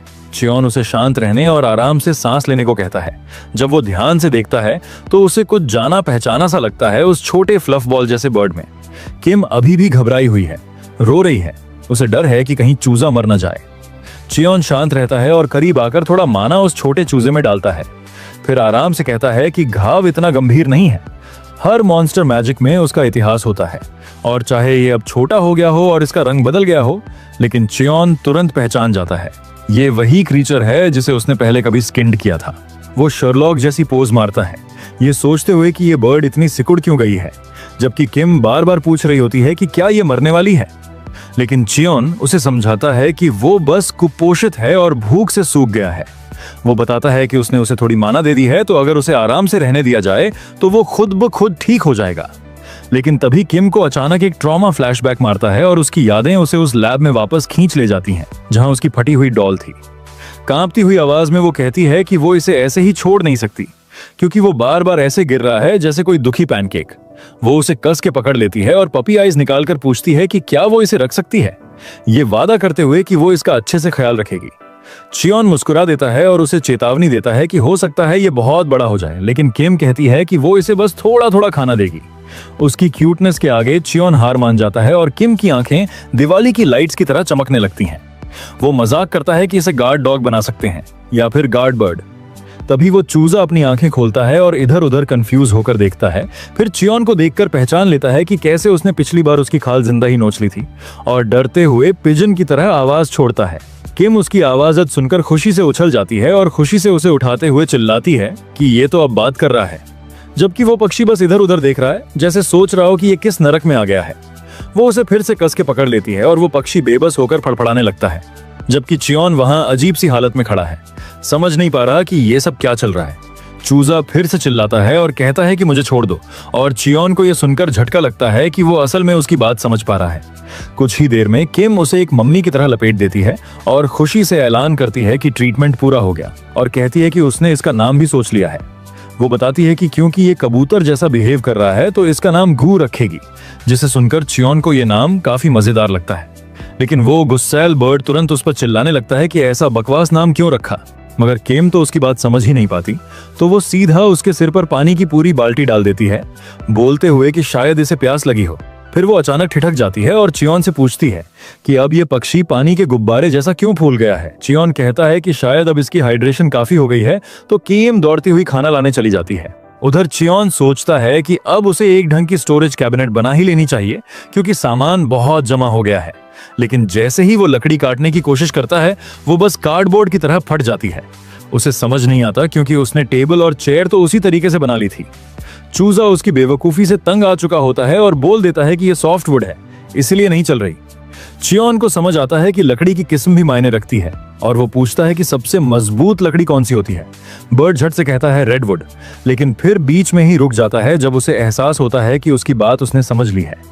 वो चियोन को घूरने लगता है और सोचता है कि कहीं ये इंसान शुरू से ही मेरी बात तो नहीं सुन पा रहा था। फिर वो डगमगाते हुए खड़ा होता है और माइंड स्किल ऑन करके चियोन का दिमाग पढ़ने की कोशिश करता है, लेकिन कुछ नहीं होता, क्योंकि टेलीपैथी फेल हो जाती है। चियोन इधर उधर देखते हुए मासूमियत से कहता है कि उसे कहीं रेड ट्री दिखाई नहीं दे रहे, शायद किसी और रीजन में होते होंगे। बर्ड अब पूरी तरह घबरा जाता है, क्योंकि उसकी मेंटल पावर ब्लॉक हो गई थी। आखिरकार वो एक्टिंग छोड़कर सीधा पूछता है कि क्या चियोन उसे सुन सकता है। चियोन बताता है कि ये सुनने जैसा नहीं है, बस शब्द अपने आप दिमाग में आ जाते हैं। फिर वो सवाल घुमा देता है और पूछता है कि एक मॉन्स्टर इंसानी भाषा कैसे समझ सकता है। उसे लगता है कि ये शायद उन रेयर इंटेलिजेंट मॉन्स्टर्स में से एक है जो बहुत मुश्किल से पैदा होते हैं, और ये पहली बार है जब वो ऐसा कोई देख रहा है। फिर वो सीधा पूछता है कि क्या ये वही पुराना पक्षी है जो पहले मिला था। तो चूजा कंफर्म करता है कि हाँ, वो फिर से आया है, क्योंकि वो चियोन से दोबारा मिलना चाहता था, क्योंकि चियोन ने उसकी जान बचाई थी और वो उसका एहसान चुकाना चाहता था। चियोन कहता है कि तो फिर मेरी अभी मदद कर दे। ये सुनकर बर्ड थोड़ा चौंक जाता है, लेकिन फिर लंबी सांस लेकर कहता है कि ठीक है, वो उसे रेड ट्री तक ले जाएगा। वहीं दूसरी तरफ किम जान बचाकर दौड़ रही होती है, उसके पीछे आग के गोले बरस रहे होते हैं। वो चिल्ला रही होती है कि कोई उसे छोड़ दे, और रोते हुए कह रही होती है कि बहुत गर्मी हो रही है। तभी एक विस्फोट उसे जमीन पर गिरा देता है और वो डर के मारे पूरी तरह टूट जाती है। सोचती है कि शायद लैब के लोग आ गए और अब उसका अंत हो गया। तभी आग से कोई बाहर निकलता है, जिसके लंबे बाल ऐसे उड़ रहे होते हैं जैसे कोई थर्ड क्लास एनिमी का एंट्री हो। वो अपना ट्रैकर देखता है और कंफर्म करता है कि यही वो मैकेनिकल क्रीचर है जिसकी उन्हें तलाश थी। अगला अटैक चार्ज करते हुए वो बड़बड़ाता है कि उसकी जान भी यहाँ पर खतरे में है, और किम की ओर एक और फायरबॉल फेंकता है। किम बस उसे देखते हुए हार मान लेती है। लेकिन तभी हमारा हीरो एकदम स्टाइल में बीच में कूदता है और उस फायरबॉल को ऐसे रोक देता है जैसे कोई मच्छर उड़ाया हो। गू तुरंत कहता है कि पेड़ की दिशा बाद में देखेंगे, अभी लड़की को बचाना ज्यादा जरूरी है। चियोन नोटिस करता है कि किम आग से बहुत डर रही है और उसकी हालत मेंटली ठीक नहीं लग रही। वो तय करता है कि पहले आग बुझाई जाए और बर्ड भी सहमत होता है, कहते हुए कि जो इंसान एक बच्चे को निशाना बनाता है वो तो पूरा कचरा है। वहीं वो लहराते बालों वाला लड़का चियोन को घूरता है और उसे गुफाओं में रहने वाला कहते हुए धमकी देता है कि अगर पीछे नहीं हटा तो उसे मिटा देगा। चियोन पलटकर जवाब देता है कि ये रुपंजल वाला बंदा कुछ ज्यादा ही बकबक कर रहा है और ये बात सुनते ही सामने वाला तमतमा उठता है। वो चिल्लाता है कि चियोन उसका ड्रामेटिक मोमेंट बर्बाद कर रहा है और गुस्से में एक बड़ा सा आग का गोला उसकी तरफ फेंक देता है। चियोन बस एक उंगली उठाता है और फ्रीजा वाला स्टाइल अपनाते हुए उस अटैक को ऐसे उड़ा देता है जैसे कोई केक की मोमबत्ती बुझा दी हो। पीछे जबरदस्त धमाका होता है और रूपंजल वहीं खड़ा रह जाता है और पूरा सन्न रह गया है, समझ ही नहीं पा रहा कि हुआ क्या। तभी मलबा गिरने लगता है और देखते ही देखते वो उसके नीचे दब जाता है। कुछ सेकंड बाद चियोन किम के पास आता है और पूछता है कि वो ठीक है या नहीं। किम अपनी आंखें पोंछती है और उसे शुक्रिया कहती है कि उसने सारी आग बुझा दी। फिर चियोन उसे एक जबरदस्त सलाह देता है, अगली बार जब डर लगे तो डर को ही एक घूंसा दे देना। इसके बाद वो रूपंजल की तरफ बढ़ता है, उसके बाल पकड़कर अपनी बात जारी रखता है, लेकिन अचानक बीच में रुक जाता है। वो हाथ में पकड़ा विग घूरता है और चुप हो जाता है। तभी उसे एहसास होता है कि इस बंदे के सर पे तो पूरी तरह से बाल गायब है। चियोन उस टकले की तरफ देखते हुए कहता है, आखिर ये चल क्या रहा है? क्या ये बंदा पहले से ही टकला था? तभी चूजा उसे लिटिल ब्रैट कहता है और वहीं पर किम नारी पूरी तरह से शांत रहती है। उसकी नजर उस आदमी के बिल्कुल चिकने और चमकदार टकले पड़ती है और वो अचानक जोर से हंसने लगती है। उसे ये पूरा सीन बेहद मजेदार लगता है। उसके दिमाग में वही मोमेंट फिर से आता है जब चियोन ने विग पकड़ी थी और ये सोचकर उसकी हंसी और बढ़ जाती है। वो बोलती है कि अब उसे बिल्कुल डर नहीं लग रहा और गंजे आदमी पर हंसने लगती है। चियोन चुपचाप मन में उसका नाम लेता है और फिर हमें पिछले फाइट का फ्लैशबैक दिखाया जाता है। उसे लगता है कि असली दुश्मन शायद उसके सामने टिक नहीं पाएगा और वो अपना हाथ बढ़ाकर एक स्किल इस्तेमाल करने लगता है। उसके कंधे पर चूजा बताता है कि मेंटल रेजोनेंस से किसी के भी यादों में झांका जा सकता है। जैसे ही ये पावर एक्टिवेट होती है, चियोन की आंख सुनहरी रोशनी में चमक उठती है। चूजा ये भी बताता है कि यादें आगे पास भी की जा सकती हैं। सीन बदलता है और एक साइंटिस्ट अपनी लैब में दिखता है। सफेद कोट पहना वो आदमी मुड़कर देखता है, चेहरे पर डरावनी और खतरनाक स्माइल के साथ। वो साइंटिस्ट एक स्लाइम से कह रहा होता है, क्या तुम मुझसे दूर भाग रहे हो? ऐसा लगता है कि तुमने फाइनली अपने सेंस को डेवलप कर लिया है। इसके बाद वो साइंटिस्ट नीली एनर्जी वाले हाथ के साथ उस स्लाइम को पास बुलाता है और कहता है, चिंता मत करो, घबराने की कोई बात नहीं है, ये तो बस तुम्हारे ड्यूरेबिलिटी का एक और टेस्ट है। सीन फिर बदलता है और हमें प्रेजेंट का सीन दिखाया जाता है। चियोन हल्के से किम नारी के सिर पर हाथ फेरता है। वो कहता है कि उसने अच्छा काम किया और सोचता है कि भले ही ट्रॉमा से उभरना मुश्किल है, लेकिन ये एक अच्छा पहला कदम था। फिर वो पूछता है कि आखिर इस टकले का क्या किया जाए और वहीं पर चूजा गंजे आदमी के चमकदार टकले पर चोंच मार रहा होता है। तभी अचानक किम नारी खुशी से कहती है कि उसके पास एक जबरदस्त आइडिया है। इसके बाद हम लोगों को दिखाया जाता है जहां पर गंजा आदमी अब एक तेज बहते झरने के नीचे बंधा हुआ लटक रहा है। लड़की समझाती है कि अगर वो भीग जाएगा तो उसकी आग बुझ जाएगी और फिर वो डरावना नहीं लगेगा। और वहीं पर टकला बंदा मन में ही कह रहा होता है, ये तो वो काम नहीं है जिसके लिए मैं डीमन वर्ल्ड में आया था। Damn it! किम नारी उसकी तरफ उंगली दिखाकर चिल्लाती है, टकले अंकल। लेकिन तभी चियोन याद दिलाता है कि लोगों को उनकी शक्ल से जज नहीं करना चाहिए। चियोन उसे देखता है और सोचता है कि शायद वो अपने डर से उम्मीद से जल्दी उबर रही है। कुछ देर बाद वो खुद नदी में उतरकर एक बड़े बर्तन में साफ पानी भरने लगता है। चूजा उड़ते हुए पूछता है कि वो क्या कर रहा है और वो जवाब देता है कि वो रामेन बनाने के लिए पानी भर रहा है। ये सुनकर किम नारी बेहद एक्साइटेड हो जाती है और कहती है कि उसका मछली वाला रामेन अब तक का सबसे अच्छा रामेन है जो उसने खाया है।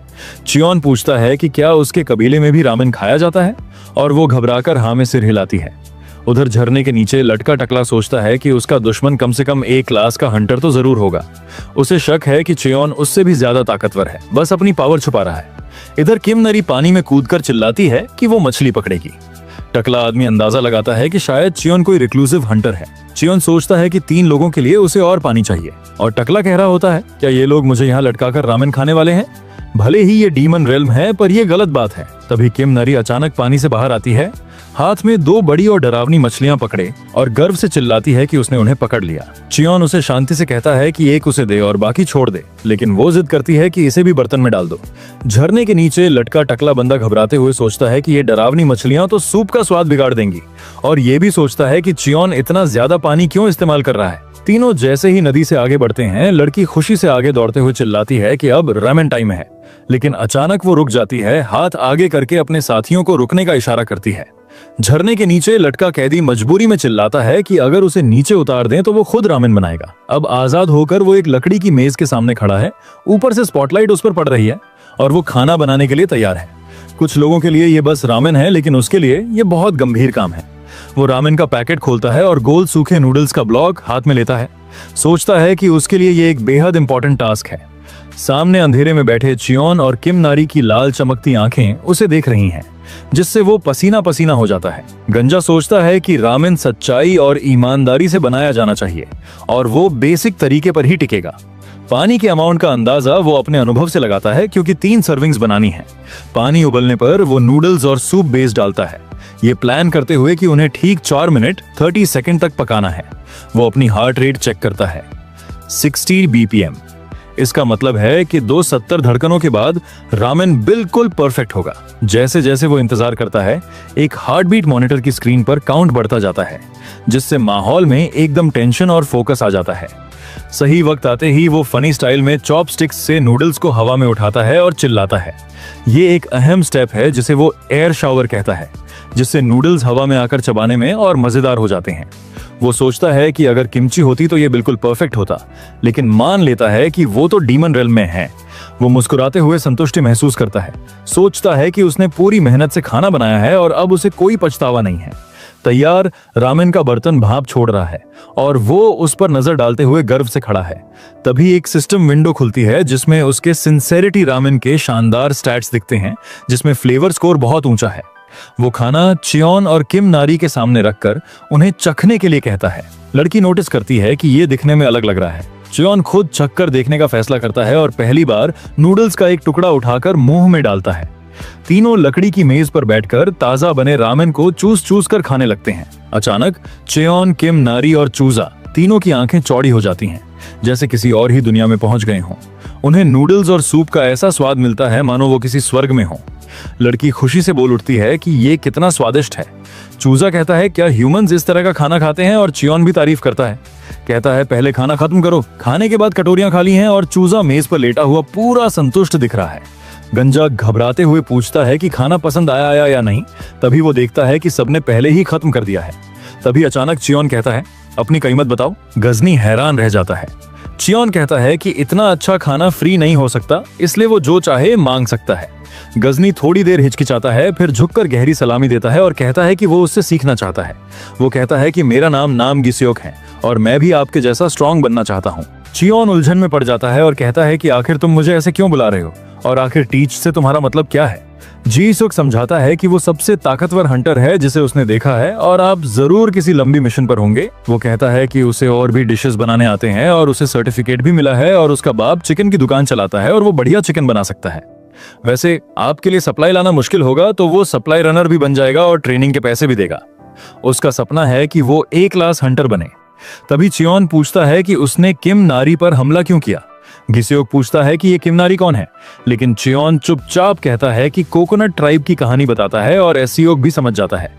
गिस्योक भावुक होकर कहता है कि वजह पर्सनल है और बताना मुश्किल है। वो जोर से बोलता है कि उसे इनाम या किम नारी की परवाह नहीं, बस हंटर रैंक टेस्ट पास करना है।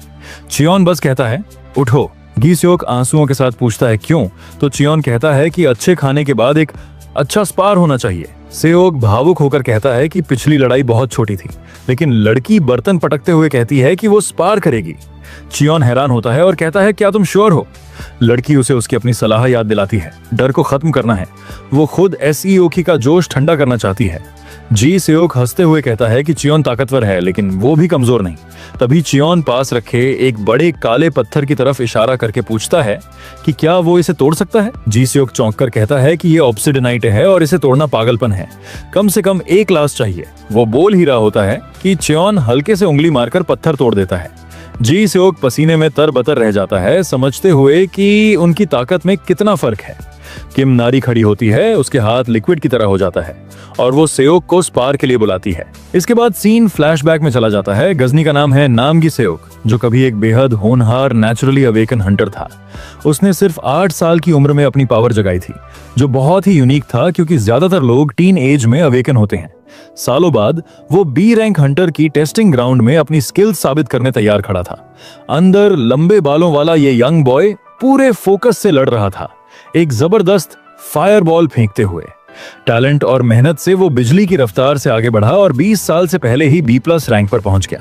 उसका सपना था सबसे महान हंटर बनना। उसके दिन अच्छे चल रहे थे जब उसे लगा कि उसकी जिंदगी में कुछ भी कमी नहीं है। लेकिन एक दिन शावर में उसे कुछ अजीब महसूस हुआ। उसके हाथ में उसके अपने काले बालों के गुच्छे थे। सिर्फ 20 की उम्र में जब बाकी लोग की पावर अवेकन होना शुरू होता है, उसका सिर गंजा होने लगा था। पहले उसका क्राउन पतला हुआ, फिर हेयरलाइन एम शेप में पीछे चली गई। उसने हर क्लिनिक के चक्कर लगाया, लेकिन डॉक्टर ने हार मानने को कहा। ट्रांसप्लांट बाल भी दोबारा झड़ जाएंगे। आंख से एक आंसू गिरा जब उसने समझा कि सारी मेहनत बेकार है। कभी वो शानदार लुक्स और टैलेंट वाला आदमी था, लेकिन अब क्लिनिक से बिना किसी उम्मीद के लौट रहा था। उसने जवानी में सबको पीछे छोड़ दिया था, लेकिन इस हालत ने उसका आत्मविश्वास तोड़ दिया। उसकी हंटर के तौर पर ग्रोथ रुक गई और वो A रैंक एग्जाम से भी बाहर हो गया। वो डिप्रेशन में चला गया, गंदे अपार्टमेंट में बोतलों के बीच पड़े दिन गुजारने लगा। तभी टीवी पर एक न्यूज रिपोर्ट आई, एक डॉक्टर का इंटरव्यू, जिसमें वो लिक्विड मेटल नाम की डीमन वर्ल्ड से आई रेयर चीज के बारे में बता रहा था। उस आदमी के सिर पर घने बाल थे, जबकि वो लगभग 90 साल का लग रहा था। गी सेओक ये देखकर दंग रह गया। न्यूज एंकर ने मजाक में कहा कि शायद गंजेपन की दवा मिल गई है, लेकिन उसके दिमाग में एक नई हताश उम्मीद जग गई। टीवी पर साइंटिस्ट इंसानियत की सेवा की बातें कर रहा था, लेकिन हंटर को गुस्सा आ गया और उसने इंस्टीट्यूट की प्राथमिकताओं पर सवाल उठाया। उसने मेज पर हाथ पटका और चिल्लाया कि लोगों की सच में मदद करनी है तो गंजेपन की दवा बनाओ। कुछ दिन बाद उसके फोन पर खबर आती है कि इंस्टीट्यूट की मैकेनिकल क्रीचर डीमंस की दुनिया में गिर गई है। उसे समझ आया कि वहां कोई कानून नहीं है, तो वो तुरंत बाहर भागा। उसे लगा कि अब जो पाए वही मालिक वाला मामला है, और उसने ठान लिया कि वो उस लिक्विड मेटल को ढूंढकर अपने पूरे सिर पर डाल देगा। फ्लैशबैक खत्म होती है और वो फिर से जमीन पर हार कर पड़ा है, चेहरे पर पड़ी ही उलझन के साथ। वही छोटी लड़की अपनी जीत का जश्न मना रही है और MC कहता है कि वो हंटर एक भी साफ अवार्ड नहीं कर पाया। चियोन चेतावनी देता है कि अगर वो ऐसे ही हारता रहा तो उसे शटल ड्यूटी नहीं मिलेगी, और हंटर वादा करता है कि वो बेहतर करेगा। सीन बदलता है।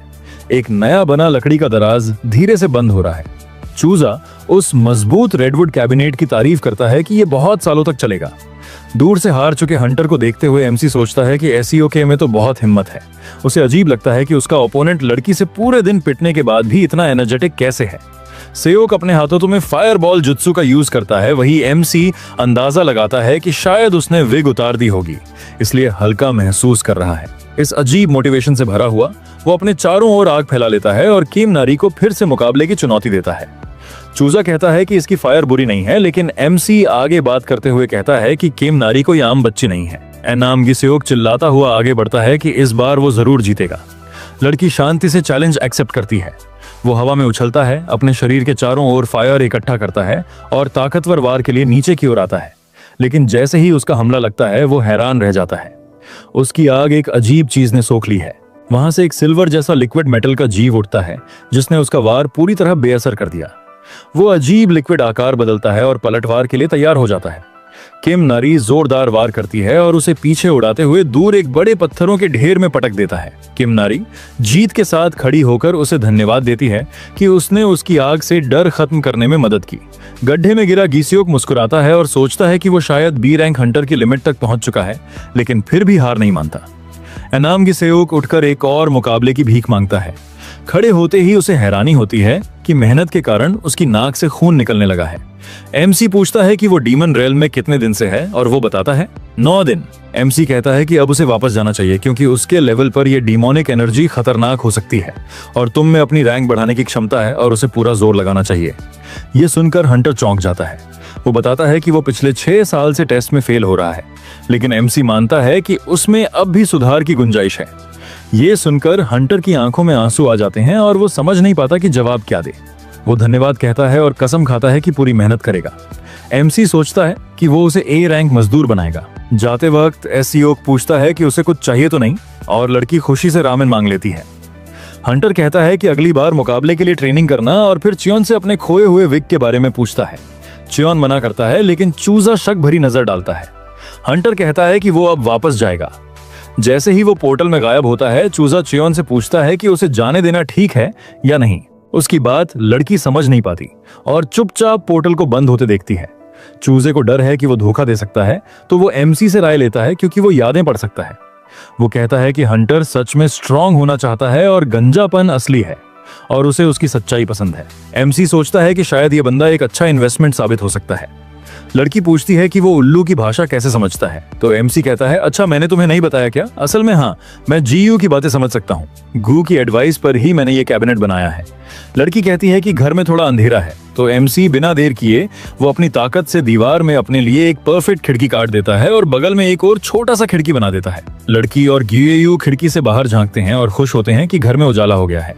एमसी सोचता है कि रात में रोशनी के लिए कुछ चाहिए और लड़की पूछती है कैसे। वो बताता है कि ग्लो स्टोन जो अंधेरे में चमकती हैं और छत पर चिपकाई जा सकती हैं। चूजा पूछता है कि क्या उसे सच में पता है कि उन्हें कहाँ ढूंढना है, और वह जवाब देता है कि वे ज्वालामुखी वाले इलाकों में मिलते हैं। उल्लू समझाता है कि ज्वालामुखी वाले इलाके किसी भी हंटर के लिए सबसे खतरनाक जगहों में से एक होते हैं। तब गू उदास होकर बताता है कि वही उसका घर है, जिसे सुनकर लड़की चौंक जाती है। वो उसके गाल पकड़कर पूछती है कि ये अब क्या कह रहा है।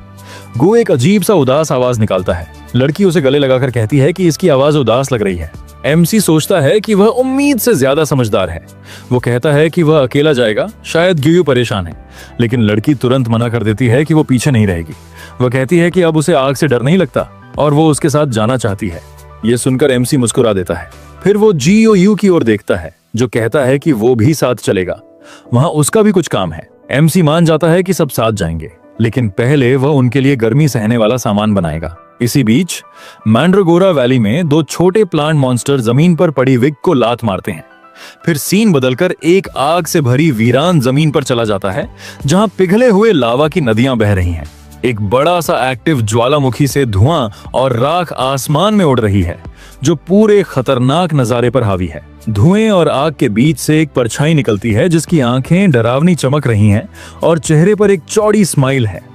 लेकिन उसके डरावने रूप के बावजूद उसकी आंख से एक आंसू टपकता है, जो अंदर छिपे दर्द का इशारा देता है। इसके बाद हम देखते हैं एक वोल्केनिक रीजन, जहां ऊपर मॉन्स्टर्स उड़ रहे हैं। डीमन वर्ल्ड के हंटर्स द्वारा अवॉइड की जाने वाली टॉप 3 डेंजरस जगहों में से एक। यह जगह इतनी डेंजरस है कि यहाँ के वोल्केनो की हीट आपकी स्किन तक को भी जला सकती है, और कॉन्सेंट्रेटेड टॉक्सिक गैसेस और डिमोनिक एनर्जी में सांस लेना भी डेडली है। हमारा छोटा गू कहता है, ये ऐसी जगह है जिसके बारे में ह्यूमन वर्ल्ड में लगभग कुछ भी जानकारी नहीं है। फिर वो कहता है, आखिर अब ये लड़की क्या कर रही है? वहीं पर किम नारी हंसते हुए कहती है, यहाँ पर कितना मजा आ रहा है। एमसी मुस्कुराकर कहता है, लगता है वो आग के साथ खेल रही है। बर्ड एमसी से पूछता है, वो लड़की तो मैकेनिकल क्रीचर है, तो उसके लिए ये नॉर्मल है, लेकिन तुम कैसे ठीक हो? अब आखिर तुम क्या हो? एमसी मुस्कुराकर जवाब देता है, क्योंकि मैं एक चाइमेरा हंटर हूँ। बर्ड कहता है, हाँ मुझे लगा ही था, लेकिन चाइमेरा हंटर यूजुअली ह्यूमन जैसे तो नहीं दिखते। एमसी कहता है, पहले मैं भी वैसा ही था, लेकिन रीजनरेट होने के बाद मेरा अपीयरेंस ह्यूमन जैसा हो गया। फिर एमसी पूछता है, और तुम तो एक मॉन्स्टर हो, तो क्या हमारे साथ घूमना तुम्हें अनकंफर्टेबल नहीं करता? तभी किम नरी बीच में बोल पड़ती है, ओ अभी ऑलमोस्ट मेरा कपड़ा जल जाता। तभी बर्ड हंसकर कहता है, नहीं ये बुरा नहीं है, किसी से बात करने में मजा आता है, और तुम बुरे इंसान नहीं लगते। एमसी कहता है, अच्छी बात है। तभी किम नारी लावा से बाहर निकलती है। उसके पैरों पर ऐसी मटेरियल कवरिंग होती है जो उसे फायर से प्रोटेक्ट करती है। वो एमसी से कहती है, अंकल आप फिर से गू से बात कर रहे हो, मैं भी गू से बात करना चाहती हूँ। एमसी मुस्कुराते हुए कहता है, गू इससे पहले तुमने कहा था कि तुम जानने के लिए एक्साइटेड हो कि मैं कौन हूँ। किम नारी कहती है, अंकल आप तो डीमन वर्ल्ड के नेटिव हैं, और आपकी तरह मैं भी। वहीं पर गू मन में कह रहा होता है, बेवकूफ लड़की, यहाँ का असली नेटिव तो मैं हूँ। इसके बाद सीन शिफ्ट होता है, जहां पर गू कहता है, लूमिनस स्टोन वहीं होता है जहां लावा इरप्ट होता है। एमसी कहता है, तो ये जरूर क्रेटर के पास होगा, और लगता है हम ऑलमोस्ट वहां पहुंच गए हैं।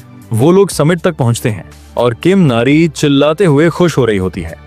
एमसी नीचे देखता है, वहां पर बहुत सारे लूमिनस स्टोन हैं, लेकिन तभी वो नीचे देखता है, वहां पर 2 फ्रॉग्स होते हैं। एमसी कहता है, क्या ये फायर टोड्स हैं?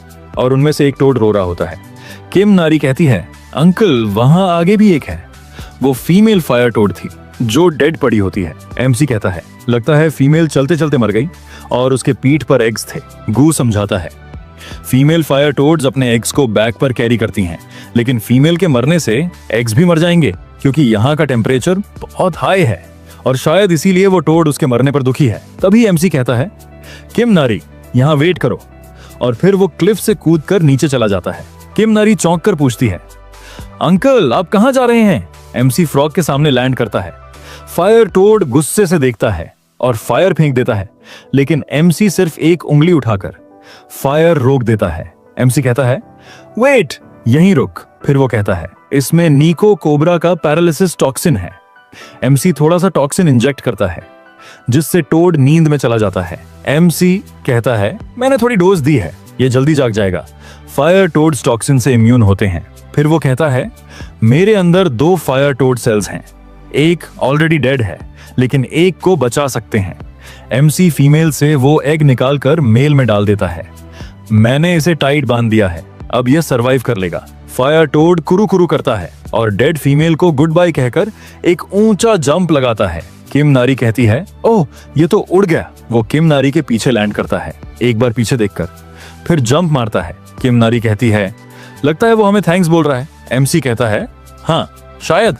फिर एमसी कहता है ऑलराइट लूमिनस स्टोन निकालो और घर चलते हैं। किम नारी कहती है ठीक है जल्दी काम खत्म करके घर चलते हैं। वो लोग वोल्केनो से लूमिनस स्टोन निकालने लगते हैं। किम नारी खुशी से एक पत्थर निकालते हुए कहती है मुझे एक मिल गया। एमसी कहता है केयरफुल अगर गिरा दिया तो चोट लग जाएगी। किम नारी कहती है वाओ ये कितना सुंदर है। वो लोग केव से कई सारे लूमिनस स्टोन्स कलेक्ट करते हैं और नेक्स्ट सीन में दिखाया जाता है जहां पर गू की हालत खराब हो जाती है। एमसी बर्ड से पूछता है तुम ठीक हो? तुम्हें देखकर लग रहा है कि तुम्हें इन्हें उठाने में काफी दिक्कत हो रही है। बर्ड उदास होकर कहता है पहले मैं इनसे खेला करता था, काश मैं श्रिंक ना हुआ होता। एमसी कहता है हेल्प मत करो, अपने काम करो।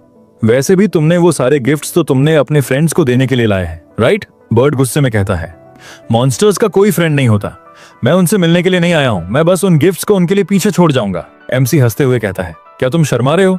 लगता है तुम अपने लोगों को मिस कर रहे हो। बर्ड कहता है मिस नहीं कर रहा, बस गुड बाय नहीं कह पाया, इसका रिग्रेट है। बर्ड सोचता है इंटेलिजेंस गेन करने के फायदे भी है और नुकसान भी। बर्ड अपने में ही कह रहा होता है ये कीड़ा आखिर रेड क्यों है? तभी दूसरा बर्ड उसे खा लेता है। वो पूछता है तुमने सडनली इसे क्यों खा लिया? बर्ड सोचता है अगर लैंग्वेज ना आती तो लोनलीनेस कम होती। वो कहता है मैंने ग्रुप छोड़ दिया, शायद उन्हें पता भी नहीं। बर्ड एक लूमिनस स्टोन को पूरी जान लगाकर खींचता है और कह रहा होता है आखिर ये निकल क्यों नहीं रहा? लेकिन तभी वो पत्थर अचानक नीचे गिर जाता है। तभी अचानक किम नारी कहती हैं मुझे कुछ सुनाई दिया। तभी वो नीचे दिखती और किम नारी हैरानी से कहती है अंकल ये तो एक एग है। एमसी कहता है हाँ मॉन्स्टर एग लगता है, लेकिन आखिर ये किस स्पीशीज की है? किम नारी पूछती है ये टूटा तो नहीं? एमसी कहता है ये थोड़ा सा क्रैक कर गया है, लगता है जो पत्थर गू ने गिराया था उसी की वजह से ये क्रैक कर गया, लेकिन बेबी को खुद शेल तोड़ना चाहिए तभी हेल्थी होगा। किम नारी कहती है तो अब आखिर हमें क्या करना चाहिए? फिर वो कहती है क्यों ना हम इसे ले चले, नहीं तो अगर यहाँ रहा तो पक्का से रोस्ट हो जाएगा। बर्ड कहता है नो वे, हम इसे लेकर नहीं चल सकते और अभी तो हमें पता भी नहीं कि आखिर इसमें से निकलेगा। लेकिन एमसी सोचकर कहता है पास ही में एक जगह है जो कि इस अंडे के लिए परफेक्ट नेस्ट है, तो इसे ले चलते हैं। किम नारी खुश होकर कहती है मैं इसे कैरी करूंगी। बर्ड गुस्से में कहता है पागल हो, एग डेंजरस हो सकता है। एमसी मुस्कुराकर कहता है वैसे तुमने जो लूमिनस स्टोन गिराया था उसी से क्रैक आई है। बर्ड कहता है हाँ ये बात सच है, लेकिन अगर किम नारी को डेंजर हुआ तो? एमसी मुस्कुराकर कहता है मैं देख लूंगा। बर्ड धीरे से कहता है वेल अगर तुम कह रहे हो तो ठीक है। एमसी कहता है चलो और लूमिनस स्टोन निकालते हैं। किम नारी कहती है बढ़िया, जल्दी काम करते हैं और फिर घर चलते हैं। नेक्स्ट सीन में वो लोग अपना सारा काम खत्म करके घर लौट रहे होते। वो लोग देखते हैं कि एसियो घर पर वापस आ चुका होता है। वो चिल्लाते हुए कहता है आखिर तुम सब कहाँ गए थे? सेओक चियोन की तरफ देखते हुए कहता है तुम अब अपने सामान मुझे दे दो, अब मैं इन्हें उठा लेता हूँ। चियोन कहता है लेकिन यह सामान काफी भारी है, शायद से तुम इसे ना उठा पाओ। लेकिन सेओक कहता है अरे नहीं, मैं इसे उठा लूंगा, मैं इतना भी कमजोर नहीं। और जैसे ही चियोन सेओक को वो बैग देता है वैसे ही उसकी आत्मा निकल गए और वो बैग सीधा जमीन पर गिर गया। सेओक अपनी पूरी ताकत लगा रहा होता है पर वो उस बैग को उठा नहीं पाता है। इसके बाद वो पूछता है आखिर इस बैग में है क्या जो ये इतना ज्यादा भारी है? तभी चियोन सेओक के उदास चेहरे की तरफ देखता है और पूछता, आखिर तुम्हारे चेहरे का रंग क्यों उतरा हुआ है? तभी सीन शिफ्ट होता है गू के गिफ्ट की तरफ, जो कि एक रामेन का पैकेट होता है और ये गिफ्ट गू के दोस्तों को मिल चुका होता है। और इसके बाद वो लोग उस रामेन के चारों ओर खुशी से घूमने लगते हैं। चियोन मजाक में सेओक से पूछता है, ओए तेरे फेस को क्या हुआ? लगता है कहीं से पिट के आ गया है। सेओक थोड़ा नर्वस होकर जवाब देता है कि असल में उसको रोज किम नारी फाइट में पीट देती है। सीन ज्यादा ऑकवर्ड ना हो इसलिए सेओक तुरंत टॉपिक चेंज करता है और कहता है, चलो चलो खाना रेडी कर देता हूँ, आप लोग भूखे होंगे। नेक्स्ट सीन में चियोन एक नए प्रोजेक्ट पर काम करता हुआ दिखाई देता है। वो एक लुमिनस स्टोन को केयरफुली कार्व कर रहा होता है। किम नारी क्यूरियस होकर पूछती है, ये क्या बना रहे हो? चियोन रिप्लाई देता है, मैं इस ग्लो स्टोन को लैंप में शेप कर रहा हूँ, सीलिंग पर लटकाऊंगा तो अच्छा लगना चाहिए। किम नारी कहती है, आप तो बहुत स्मार्ट हो, आपको सब कुछ पता है और आप एक्सप्लेन भी अच्छे से करते हो। आप बहुत काइंड हार्टेड भी हो, जैसे आपने फायर टोड की मदद की थी। आप बिल्कुल मेरे डैड जैसे हो। ये सुनकर चियोन थोड़ा सरप्राइज हो जाता है और पूछता है, तुम्हारे कोकोनट ट्राइब वाले डैड हैं? किम नारी घबरा जाती है और फिर हाँ बोल देती है।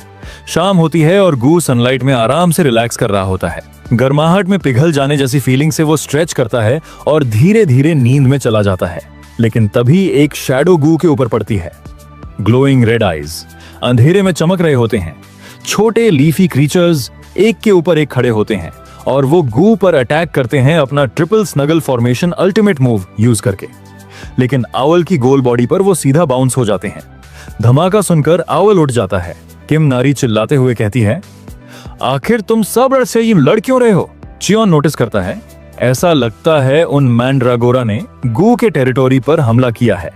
तभी सेओक एक खास मील ले आता है, फ्राइड टोफू पॉकेट्स, जिसे वो युबा चोप कहता है। सिस्टम विंडो शो करता है कि इसका टेस्ट स्कोर 80 है।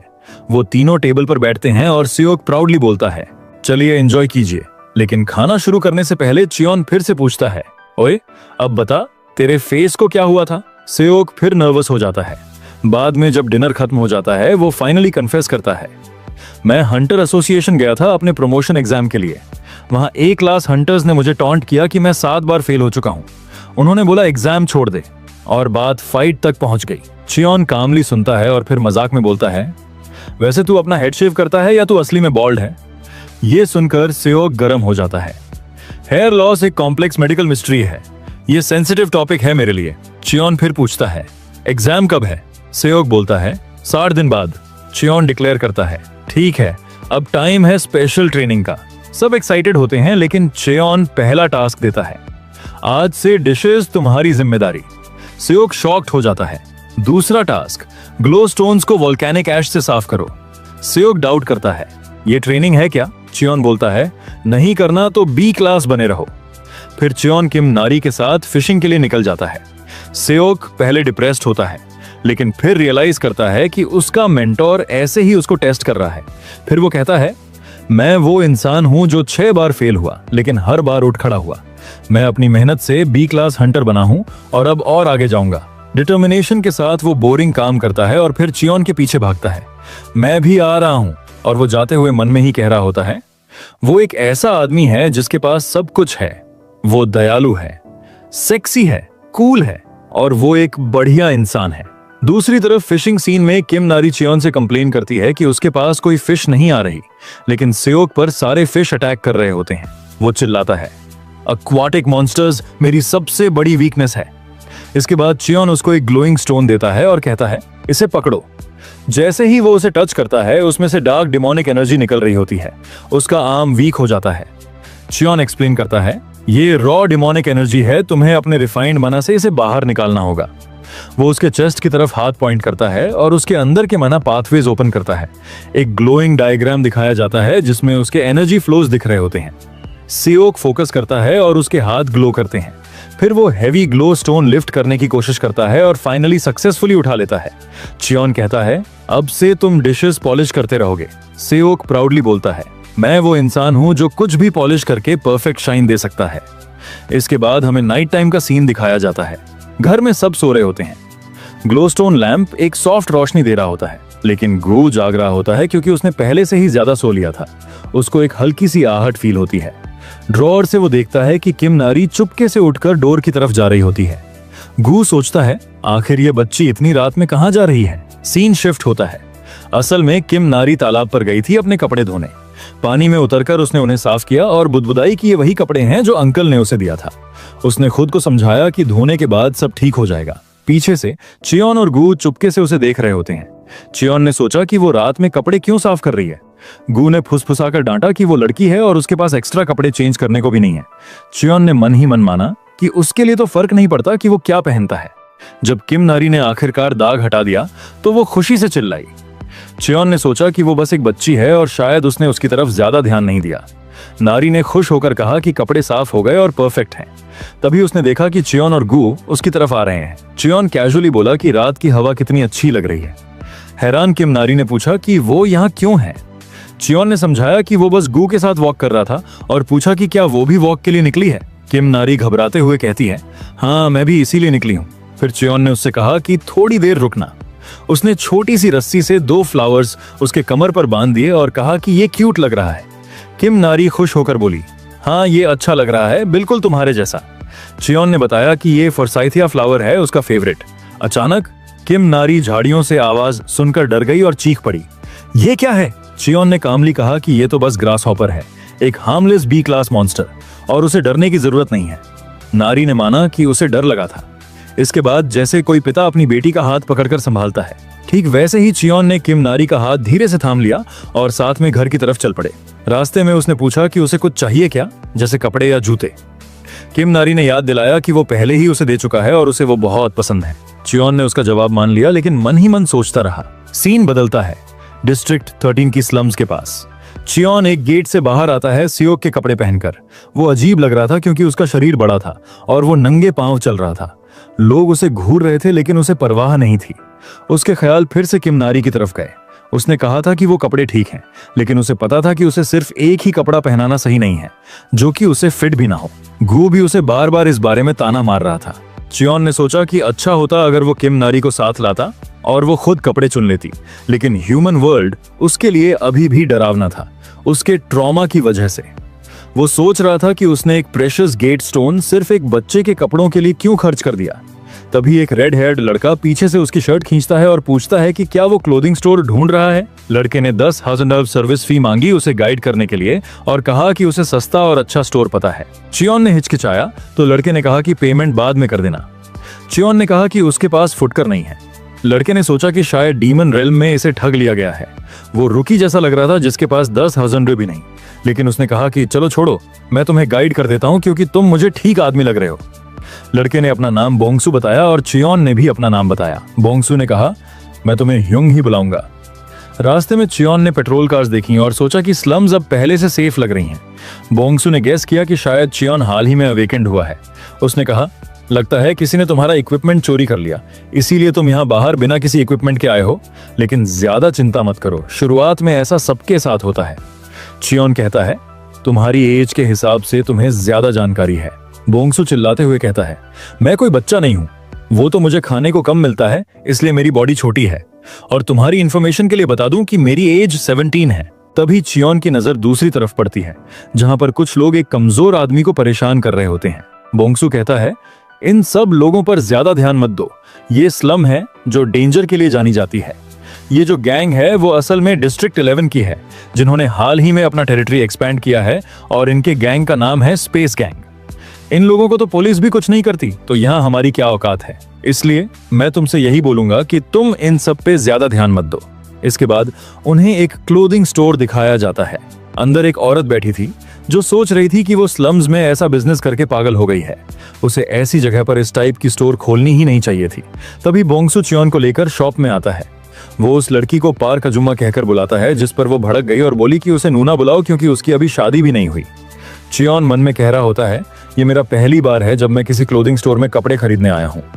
बोंगसू पाक को बताता है कि ये ह्युंग है और इसने कहा है कि इसे कपड़ों की जरूरत है और ये एक हंटर है। पाक बोंगसू से कहती है, मेरे लाल जरा कोने में आना थोड़ी देर।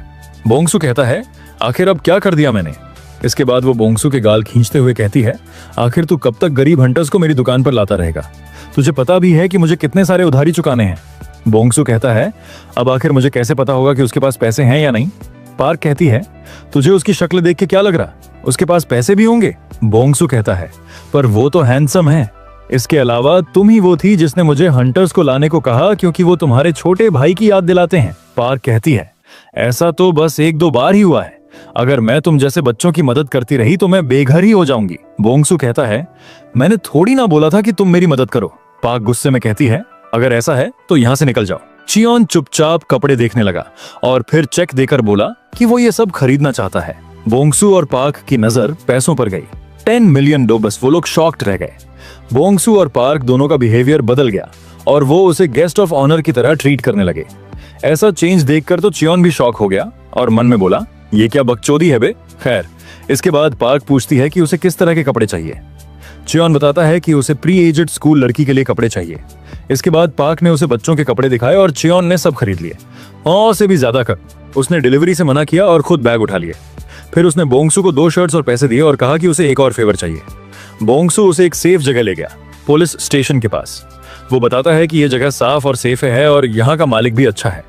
इसके बाद चियोन अंदर जाते हुए कहता है, तुम मेरा बाहर ही वेट करो। उसके जाने के बाद बोंगसू सोचने लगता है कि इसके पास इतना पैसा कैसे है। हो सकता है कि ये कोई बुरा इंसान हो, क्योंकि कोई आदमी एक बच्चे को 100,000 वॉन और कपड़े कैसे दे सकता है। शायद ये आदमी कोई किडनैपर हो। क्या मुझे यहाँ से भाग जाना चाहिए? लेकिन क्या हो अगर वो सच में एक अच्छा आदमी हुआ तो? तभी चियोन बाहर आते हुए कहता है, तुमने ठीक कहा था, वो आदमी सच में अच्छा था और यहाँ की जगह भी साफ है। चियोन एक रूम की देते हुए कहता है, लगता है तुम स्ट्रीट्स पे रहते हो, इसीलिए ये लो। उसने बताया कि उसने वहां उसका 1 साल का रेंट और खाना पहले से ही प्रिपेयर कर दिया है और उसे रूम की दे दी। बोंगसू शॉक्ड रह गया कि आखिर कोई इतना अच्छा कैसे हो सकता है। चियोन ने कहा कि उसे अपनी जिंदगी की याद आ रही थी, जब वो भी ऐसे ही जी रहा था, बहुत पहले। इतना कहकर वो डंजन गेट से चला गया। घर लौटने पर किम नारी ने नाराज होकर पूछा कि वो बिना बताए कहां चला गया था। वो बताता है कि वो उसके लिए गिफ्ट खरीदने गया था। चियोन ने गिफ्ट दिया, ढेर सारे कपड़े। किम नारी खुशी से झूम उठी। गु हैरान रह गया कि आखिर इतने सारे कपड़े कहां से आए, और वही सियोक नाखुश हो गया क्योंकि उसके लिए कुछ नहीं था। चियोन ने ऑकवर्डली मान लिया कि हाँ, उसके लिए नहीं लाया, लेकिन किम नारी बेहद खुश थी और अपने नए कपड़े ट्राई करने चली गई। सीन खत्म होता है उस मिस्टीरियस एग के साथ जो उन्हें पहले मिला था। उसमें थोड़े क्रैक्स आने शुरू हो गए हैं। दूसरी तरफ चियोन कपड़े फोल्ड कर रहा होता है और सोचता है कि ऐसा करने से उसे काफी शांति मिलती है। तभी किम नारी बाहर आती है और कहती है, अंकल मेरी तरफ देखो। वो कहती है कि ये ड्रेस उस पर बहुत खूबसूरत लग रही है। चियोन कहता है, हाँ ये सच में सुंदर लग रहा है, क्या ये तुम्हें सबसे ज्यादा पसंद है? किम नारी शर्माते हुए कहती है कि वो और भी आउटफिट्स ट्राई करेगी। फिर किम नारी जीन्स पहनकर बाहर आती है और पूछती है, मैं इन पैंट्स को कैसे पहनूं? फिर वो चियोन की टी शर्ट पहन लेती है और मजाक में कहती है कि वो बिल्कुल एक गोस्ट लग रही है। चियोन उसे देखकर सोचता है कि किम नारी सच में बहुत एक्साइटेड है। गु बोलता है, वो सच में बहुत क्यूट है। कुछ देर बाद किम नारी एक हुडी पहनकर आती है जिस पर बीच में एक चिक बना होता है। वो कहती है कि ये चिक बिल्कुल गु जैसा दिखता है और उसे ये हुडी बहुत पसंद है। गु डिसबिलीफ में कहता है, मैं इस चिक जैसा कैसे दिख सकता हूँ? चियोन कहता है, अच्छी चॉइस है, तुम चाहो तो कपड़े खुद अरेंज करने का ट्राई करो। किम नारी एक्साइटेड होकर मान जाती है। फिर गु चियोन से पूछता है, इतने सारे कपड़ों का तुम क्या करोगे? रूम में जगह ही नहीं है। चियोन कहता है कि वो घर एक्सपैंड करके एक अलग क्लोथिंग रूम बनाएगा। गु पूछता है, फिर तो और पेड़ काटने पड़ेंगे। चियोन कहता है, डोंट वरी, और कोई पेड़ काटेगा। फिर चियोन सियोक से पूछता है कि क्या वो स्पेशल ट्रेनिंग करना चाहता है। तभी सियोक तुरंत आ जाता है और कहता है कि वो स्पेशल ट्रेनिंग के लिए हमेशा तैयार है। वो चियोन को लेदर क्लोथ्स देता है और कहता है कि उसने ट्रेनिंग इक्विपमेंट तैयार किया है। चियोन पूछता है, कौन सा इक्विपमेंट? आखिर तुम किसकी बात कर रहे हो? सियोक कहता है कि ये लेदर क्लॉथ्स उसकी ट्रेनिंग आउटफिट है और इसमें जबरदस्त पोजन सोक है। वो कहता है कि केयरलेस टच करने पर उसे लगा था कि वो मर जाएगा। सियोक एक्साइटेड होकर कहता है, ये जरूर बिग ब्रो का यूनिक ट्रेनिंग मेथड है, रोजमर्रा की जिंदगी में खुद को लिमिट तक पुश करके स्ट्रांग बनने का। चियोन मन ही मन सोचता है कि असल में तो उसने बस इन्हें प्रॉपर्ली वॉश नहीं किया था क्योंकि उसे आलस आ रहा था। चियोन सियोक से कहता है कि वो ये लेदर क्लोथ्स पहन ले। सियोक शॉक्ड होकर कहता है कि इससे तो वो मर जाएगा, पर उसी समय घर के अंदर से किम नारी आवाज लगाती है कि एग थोड़ा अजीब बिहेव कर रहा है। सब एग की तरफ देखते हैं और वो जोर जोर से हिल रहा होता है। चियोन कहता है कि लगता है जल्द ही हैच होगा। सियोक चियोन से कहता है, बिग ब्रो, हो सकता है कि इसमें से कोई डिजास्टर ग्रेड का मॉन्स्टर निकल जाए। चियोन ये सुनकर सोच में पड़ जाता है, लेकिन किम नारी एक्साइटेड होकर कहती है, नो वे, मैं श्योर हूं इसमें से जरूर एक क्यूट बेबी निकलेगा। एग फूटता है और पहले क्लॉ और फिर टेल बाहर आती है। सियोक डरकर कहता है, sharp clause, thick scales, cos के। ये कोई खतरनाक मॉन्स्टर है। लेकिन अचानक एक बहुत क्यूट सा मॉन्स्टर निकलता है। सियोक कंफ्यूज होकर पूछता है कि ये चिक है या स्नेक। किम नरी खुशी से कहती है कि ये बहुत क्यूट है। स्नेक हवा में कूदकर सीधे सियोक के चेहरे पर गिरता है और सियोक डरकर चीख पड़ता है। इसके बाद नेक्स्ट सीन कुछ समय बाद का दिखाया जाता है, जहां गू सियोक के शाइनिंग हेड पर स्टिक से मारते हुए कहता है, जल्दी करो, अभी भी बहुत काम पड़ा है। सियोक सोचता है कि क्या सच में ये मॉन्स्टर उसे डांट रहा है या उसे हेलुसिनेशन हो रहा है, और पॉइजन की वजह से वो मुश्किल से ही सांस ले पाता है। वो सोचता है कि चियोन आखिर कैसे ऐसे चीजें सह लेता है। दूसरी तरफ चियोन फोल्डिंग खत्म करके कहता है कि लंबे समय बाद कपड़े फोल्ड करना मजेदार रहा। तभी किम नारी बताती है कि स्नेक ब्रेड खाता है और काफी जेंटल लगता है। चियोन कहता है कि शायद उसे पता है कि किम नारी ने उसे बचाया था। किम नारी पूछती है कि उसका नाम क्या रखें। चियोन कहता है ये एक स्नेक है तो सासा कैसा रहेगा। पर तभी सासा किम नारी के हाथ से निकलकर भाग जाता है और किम नारी उसके पीछे भागती है। गू कहता है कि दोनों बच्चे अच्छे से खेल रहे हैं, शायद खेल रहे हैं। चियोन कहता है कि देखने से लग रहा है किम नारी को नया फैमिली मेंबर बहुत पसंद आया है। तभी गू उसे बताता है कि ये शायद कोई वोल्केनिक रीजन का मॉन्स्टर है, इसीलिए उन्हें मैंड्रागोरास का ध्यान रखना होगा, क्योंकि ऐसे मॉन्स्टर्स प्लांट टाइप मॉन्स्टर्स को डेलिकेसी मानते हैं, क्योंकि वहां प्लांट्स बहुत प्रेशियस हैं। वो जो भी देखते हैं खा लेते हैं। स्पेशली प्लांट्स में जितनी ज्यादा मैजिकल एनर्जी होती है उतना ही वो उन्हें खाना पसंद करते हैं। गू कहता है कि ये स्नेक पक्का मैंड्रागोरास को खाने की कोशिश करेगा। अदर वर्ड्स में बोला जाए तो वो मैंड्रागोरास का एक नेचुरल एनिमी है। सियोक पूछता है यहाँ क्या हो रहा है। चियोन कहता है ऐसा लगता है कि गू का प्रेडिक्शन सही था। किम नारी घबराते हुए कहती है कि हमें उन्हें रोकना चाहिए, लेकिन चियोन कहता है कि अगर वो फाइट नहीं करते तो अच्छा होगा, लेकिन ये डीमन रेल्म है, उनको कम से कम एक बार हायरार्की सॉर्ट आउट करने की जरूरत हो सकती है। ये यंग लगता है और बिल्कुल भी डेंजरस नहीं लगता है। और चियोन कहता है चलो अभी बस इन्हें देखते हैं। वो लोग कमेंट्री करते हुए कहते हैं ऐसा लगता है कि वो सबसे छोटे तीसरे वाले को टारगेट कर रहा है, लेकिन सबसे बड़े वाले ने उसको ब्लॉक कर दिया। चियोन कहता है ये बुरा नहीं है, मैंड्रागोरास ट्रायंगल फॉर्मेशन बनाते हैं। और वो लोग कहते हैं क्या वो पहले डिफेंस और फिर काउंटर अटैक करने की प्लान कर रहे हैं। गू कहता है जैसा सोचा था दूसरे वाले ने काउंटर अटैक किया। किम नारी कहती है कि स्नेक ने उसको अपनी पूंछ से रोक लिया है, ऐसा लगता है कि वो स्माइल कर रहा है। गू कहता है अभी भी अपना गार्ड डाउन करना बहुत जल्दी होगा, क्योंकि तीसरा वाला अभी भी यहाँ है। और तभी तीसरा वाला उसको एक मुक्का मार देता है और सासा रोने लगता है। सियोक यकीन नहीं कर पाता कि वो रो रहा है। किम नारी कहती है कि वो शायद जन्म के बाद से पहली बार मार खाकर शॉक्ड है। फिर वो रोते हुए चला जाता है और किम नारी उसके पीछे पीछे जाती है। चियोन कहता है लगता है मैंड्रागोरास आज जीत गए। सियोक कहता है कि ये काफी वॉचेबल मैच था। इसके बाद चियोन कहता है चलो शो खत्म हुआ, अब वापस से अपने काम पर चलो। और गू भी सियोक को मारते हुए कहता है चल बे जल्दी जल्दी लकड़ी उठा। सियोक कहता है क्या ये लोग इंसान भी हैं जो मुझसे इतना काम करवाए जा रहे हैं। इसके नेक्स्ट सीन में हम देखते हैं कि एक आदमी ईगल के सर और विंग्स के साथ ओशन के ऊपर उड़ रहा होता है।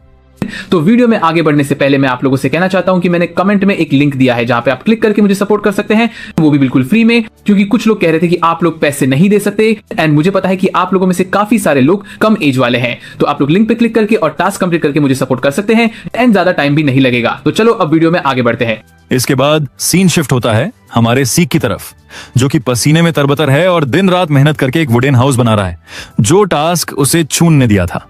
और मजे की बात उसके सिर पर बॉस बनकर बैठा है गो, लेकिन वो पूरा हिटलर बना हुआ है, जो कि कह रहा होता है जल्दी जल्दी काम कर वरना 50 रुपए काट लूंगा तेरे काम चोरी के। वही दूसरी तरफ हमारी किम नारी सासा के साथ लकड़ी पर ग्लू लगाने में बिजी है और चियोन कपड़ों को अलमारी में सजा रहा होता है। इसके बाद हमें 2 दिन बाद का सीन दिखाया जाता है, जहां सियोक जोर से चियोन के लेदर वाले कपड़े को फेंकते हुए चिल्लाता है। फाइनली काम कंप्लीट हुआ। 2 दिन की कड़ी मेहनत, वो भी बिना आराम किए लगातार काम करना। मेरे लिए ये 2 दिन काफी दर्दनाक रहे। फिर वो घर की तरफ देखते हुए कहता है एनीवे, मैंने इसे बिल्कुल वैसा ही बनाया है जैसा कि मुझे चियोन ने बताया था।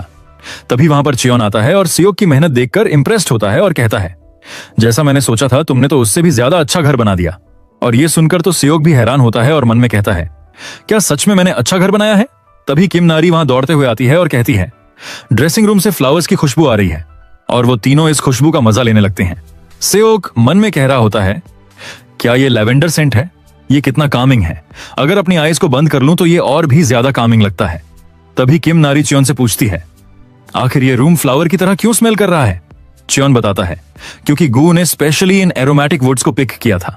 गू अग्री करता है और बताता है कि इससे तुम्हारे कपड़े भी अच्छे स्मेल करेंगे।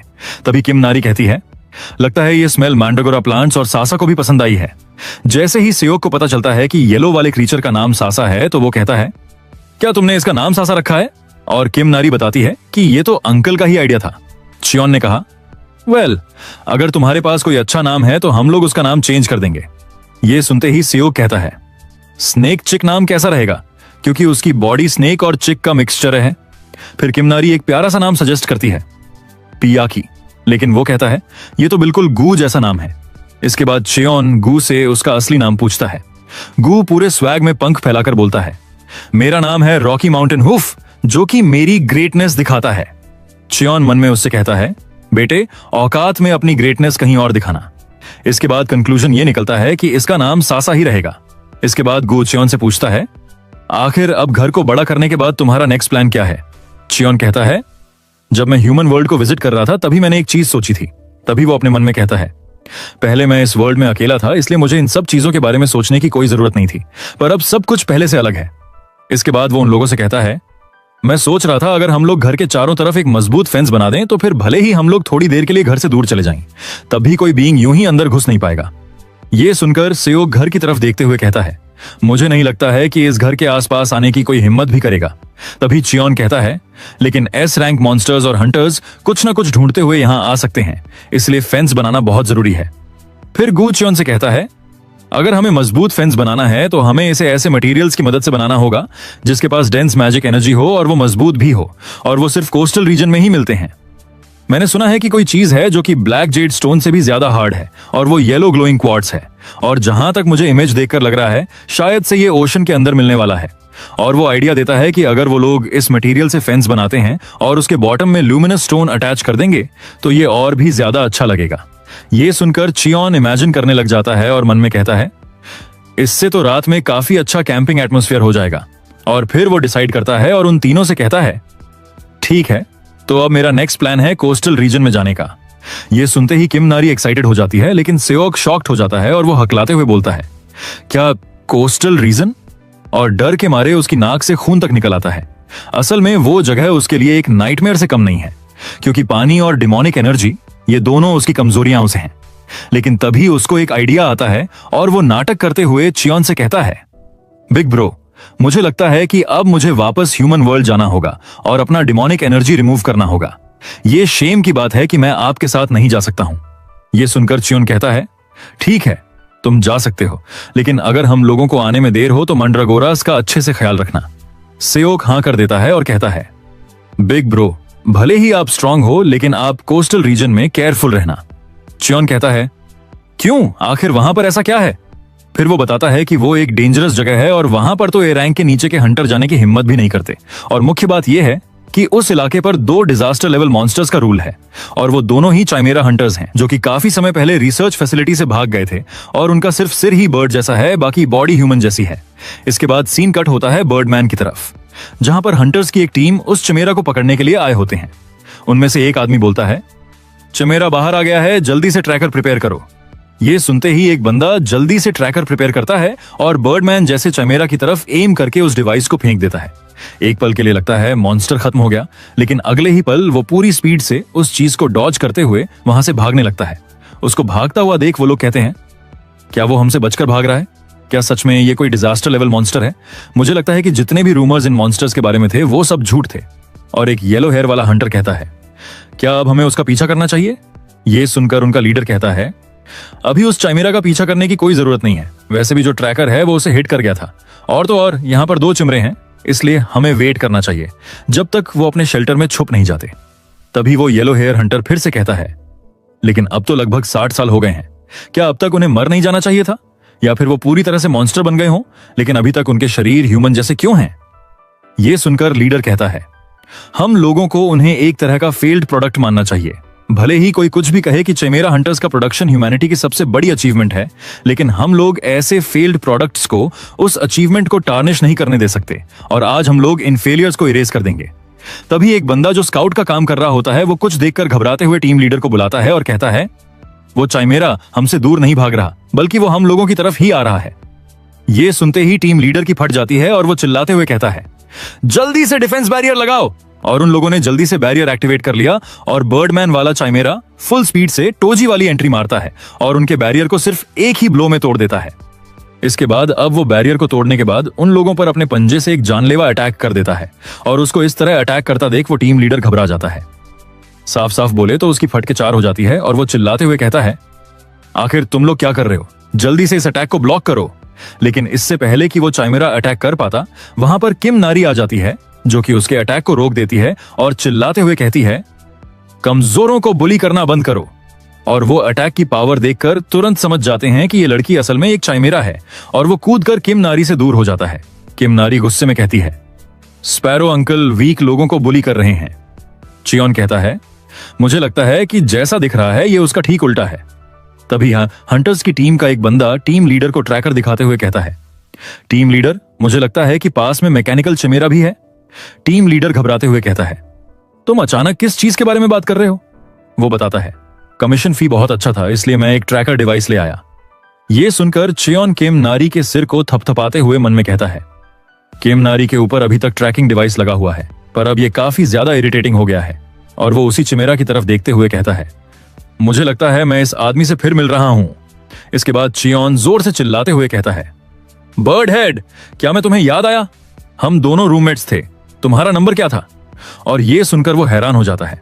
फिर चियोन कहता है, मुझे नहीं लगा था कि तुम अभी भी जिंदा होगे। कितना अच्छा कोइंसिडेंस है, इतने समय के बाद फाइनली हम लोग फिर से मिल रहे हैं। तभी उनके पीछे जो हंटर्स होते हैं वो कहते हैं, टीम लीडर, ये बंदा मुझे सस्पिशियस लग रहा है। हमें अब ये चीज इसी पर छोड़ देना चाहिए और अभी के लिए हमें यहां से रिट्रीट करना चाहिए। टीम लीडर हां करता है और कहता है, जल्दी से वापस जाने की तैयारी करो। जब हम लोग वापस से प्रिपरेशन कर लेंगे तो हम लोग वापस से यहां आएंगे। ये सुनकर चियोन कहता है, अगर वो अभी वापस चले गए तो ये हम दोनों के लिए खराब होगा। बर्डमैन मुस्कुराता है और कहता है, ठीक है, तो चलो सबसे पहले इसे खत्म कर लेते हैं। वो एक स्मेल सूंघता है और मन में कहता है, तो ये तुम हो, ये स्मेल। मैं सब कुछ भूल चुका सिवाय इस स्मेल के। सिर्फ हम ही जान सकते हैं इस स्मेल को। ये वही स्मेल है जो उसे और नंबर 17 को टीडीए रिसर्च लैब में मिलती थी। वही डेंजरस चाइमेरा सेल फ्यूजन ड्रग की महक। और फिर वो मॉन्स्टर चियोन की तरफ देखते हुए धीरे से कहता है, बहुत टाइम हो गया। नंबर 17। इसके बाद हमें 66 साल पुरानी कहानी बताई जाती है जहां पर नंबर 33 अपने लिटिल सिस्टर को लेकर लैब से भाग रहा था। जिस दौरान रास्ते में जाते समय उसके शरीर पर कई जगह चोट लगने लगती है, पर वह केवल अपनी बहन के बारे में ही सोच रहा था। उसकी भले ही जान क्यों न चली जाए, पर वह किसी भी हालत में अपनी बहन को बचाना चाहता था। पर तभी उसके सामने नंबर 17 आ जाता है। नंबर 33 पूछता है, आखिरकार तुम यहां पर क्या कर रहे हो? तो नंबर 17 बताता है, मैंने आज लैब में सुना था कि वह तुम्हें डिस्पोज करने वाले हैं क्योंकि तुम्हारे साइड इफेक्ट कुछ ज्यादा ही गंभीर है। वैसे भी अगर तुम बचकर यहां से चले भी गए तो 3 दिनों के अंदर तुम्हारा डिटोनेशन स्पेल एक्टिवेट हो जाएगा और तुम मारे जाओगे। इससे अच्छा तुम लैब में ही क्यों नहीं होते और अपने साइड इफेक्ट को अपना लो और अपने बचे हुए जिंदगी को आराम से गुजारो। और वैसे भी अभी तुम्हारी बहन को डिस्पोज करने का टाइम नहीं आया है। नंबर 33 बोलता है, तुम ऐसा इसलिए इतनी आसानी से कह सकते हो क्योंकि तुम्हें तो अभी कोई साइड इफेक्ट दिख नहीं रहा है, इसलिए तुम तो इतनी आसानी से कह सकते हो ये बात। पर तुम क्या जानो हमें कितनी मुश्किल से अपना गुजारा करना पड़ता है, हमें कितना दर्द सहना पड़ता है।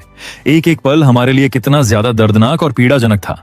और क्या इस चीज से फर्क पड़ता है कि तुम कितना लंबा जीते हो? नहीं, मैं तो बस चाहता हूं कि भले ही मैं एक दिन ही क्यों ना जीऊं, मैं आजादी से जीना चाहता हूं, जहां मेरे ऊपर कोई बंदिश ना हो, मैं जो करना चाहता हूं वहां कर सकूं।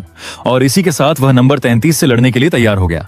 पर नंबर 17 उसकी बात का जवाब नहीं देता है और अपने पीछे एक पोर्टल ओपन कर लेता है और कहता है, अगर तुम इस पोर्टल को यहां से क्रॉस करते हो तो तुम्हारे साथ या तुम्हारी लाइफ में 2 ही चीज हो सकती हैं। या तो तुम्हारी ह्यूमन सेल्स डिमोनिक एनर्जी के कारण मारी जाएंगी या फिर तुम्हारी मॉन्स्टर सेल्स एनर्जी को एब्जॉर्ब करके एक्टिवेट हो जाएंगी। और अगर तुम अपनी बात पर पूरा भरोसा रखते हो, अपनी बात पर कायम हो, तो जाओ यहां से। बस इतना ध्यान रखना, ज्यादा क्या होगा, तुम्हारी मॉन्स्टर सेल्स एक्टिवेट हो जाएंगी। भले ही तुम मॉन्स्टर क्यों ना बन जाओ, पर वहां तुम आराम से जिंदगी जी सकते हो। और हाँ, डीमन रेल्म में तुम्हारा स्पेल भी एक्टिवेट नहीं होगा।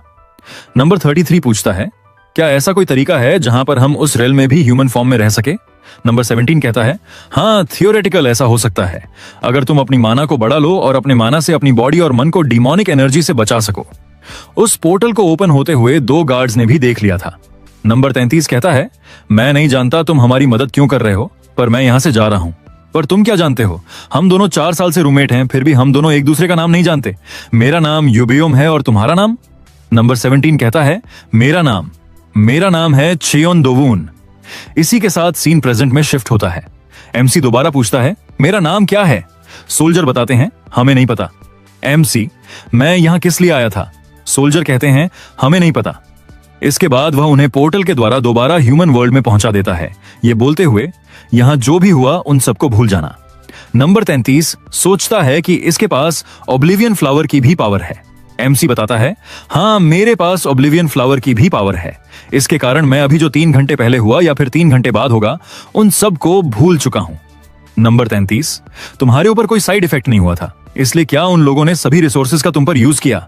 नंबर 17 कहता है, हाँ ऐसा कह सकते हो, तुम वहां से चले गए थे तब बहुत कुछ चीज हुई। तभी किम नारी एमसी के कपड़े खींचने लगती है।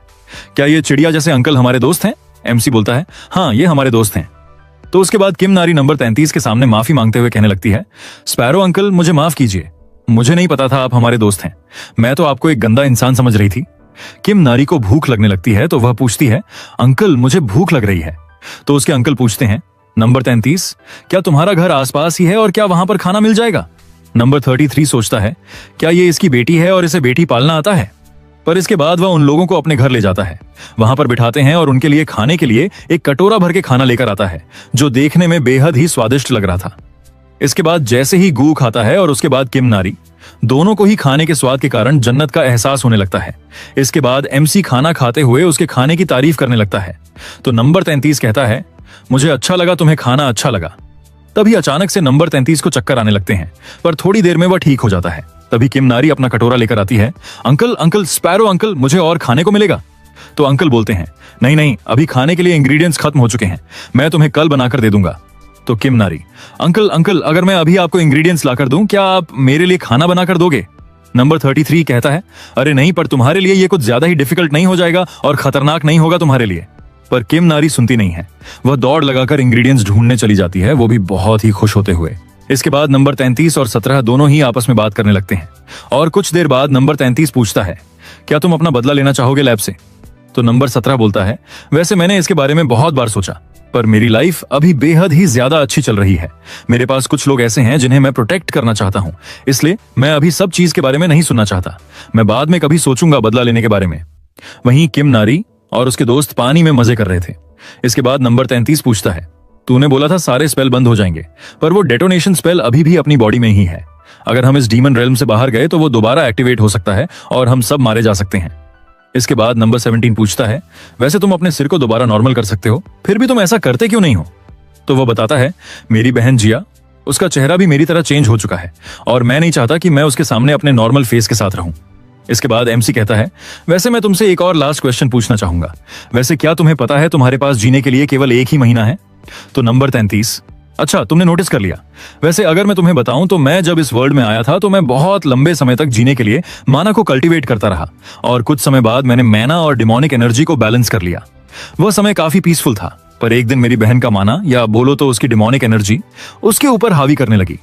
मैंने काफी कोशिश करने के बाद अपने माना का यूज करते हुए उसको बचाने की कोशिश की और मैं उसमें थोड़ा बहुत तो कामयाब हुआ। मैंने उसकी प्रक्रिया को धीरे कर दिया। एमसी सोचता है, तो उसने जानबूझकर खुद को काम की स्टेट में डाल दिया ताकि डिमोनिक एनर्जी उसके ऊपर हावी ना हो सके और वह प्रक्रिया काफी धीरे हो जाए। एमसी मन में सोचने लगता है, वेल इन लोगों को मैंड्रागोरा के बारे में नहीं पता। अगर तुम्हारी एनर्जी जिससे तुम कल्टीवेट करते हो उसका हॉल तो किसी तरह डैमेज हो जाए तो तुम उसकी मदद से दोबारा उसको हील कर सकते हो, पर यह चीज तुम क्या ही जानोगे, चिड़िया के दिमाग वाले। ये किसी एरोगेंट तरीके से नहीं बोलता है, यहां बस वहां टॉन्ट करने के लिए बोलता है। इसके बाद हमारा सीन शिफ्ट होता है एक जगह पर जहां पर जमीन पर कई सारे आधे खाए हुए सेब पड़े हुए थे और वहीं पर एक चिड़िया टाइप का बीस्ट खड़ा हुआ था जो कोई और नहीं नंबर 33 की बहन थी। वहां अचानक से जोर से चिल्लाने लगती है और इसी के साथ हमारा यह एपिसोड यही खत्म होता है। एंड हाँ, जो लिंक मैंने कमेंट में दिया है उस पर क्लिक करके टास्क कंप्लीट कर देना। वो और उसकी बहन दोनों ही एक सीरियस बीमारी से सफर कर रहे थे, लेकिन एमसी उन्हें बताता है कि वे ठीक हो सकते हैं। इस पर उसका दोस्त नंबर 33 काफी चौंक जाता है और पूछता है, क्या मैं और मेरी बहन सच में ठीक हो सकते हैं, पर कैसे? तो एमसी बताता है, मैं जब 15 साल का था तब से ही मेडिसिन के बारे में जान रहा था और मुझे पता है इसका इलाज क्या है। तुम्हें बस मैंड्रागोरा प्लांट्स के रूट्स का यूज करके प्यूरिफाई किया हुआ वाटर पीना होगा, इससे तुम्हारा मना होल ठीक हो सकेगा। मैंड्रागोरा प्लांट्स की छोटी छोटी रूट्स, जिन्हें लोग बेकार समझते हैं, बहुत इंपॉर्टेंट होती हैं। वो जमीन के अंदर से स्पिरिचुअल एनर्जी एब्जॉर्ब करती हैं और जरूरत पड़ने पर खुद को रिप्रोड्यूस भी कर सकती हैं।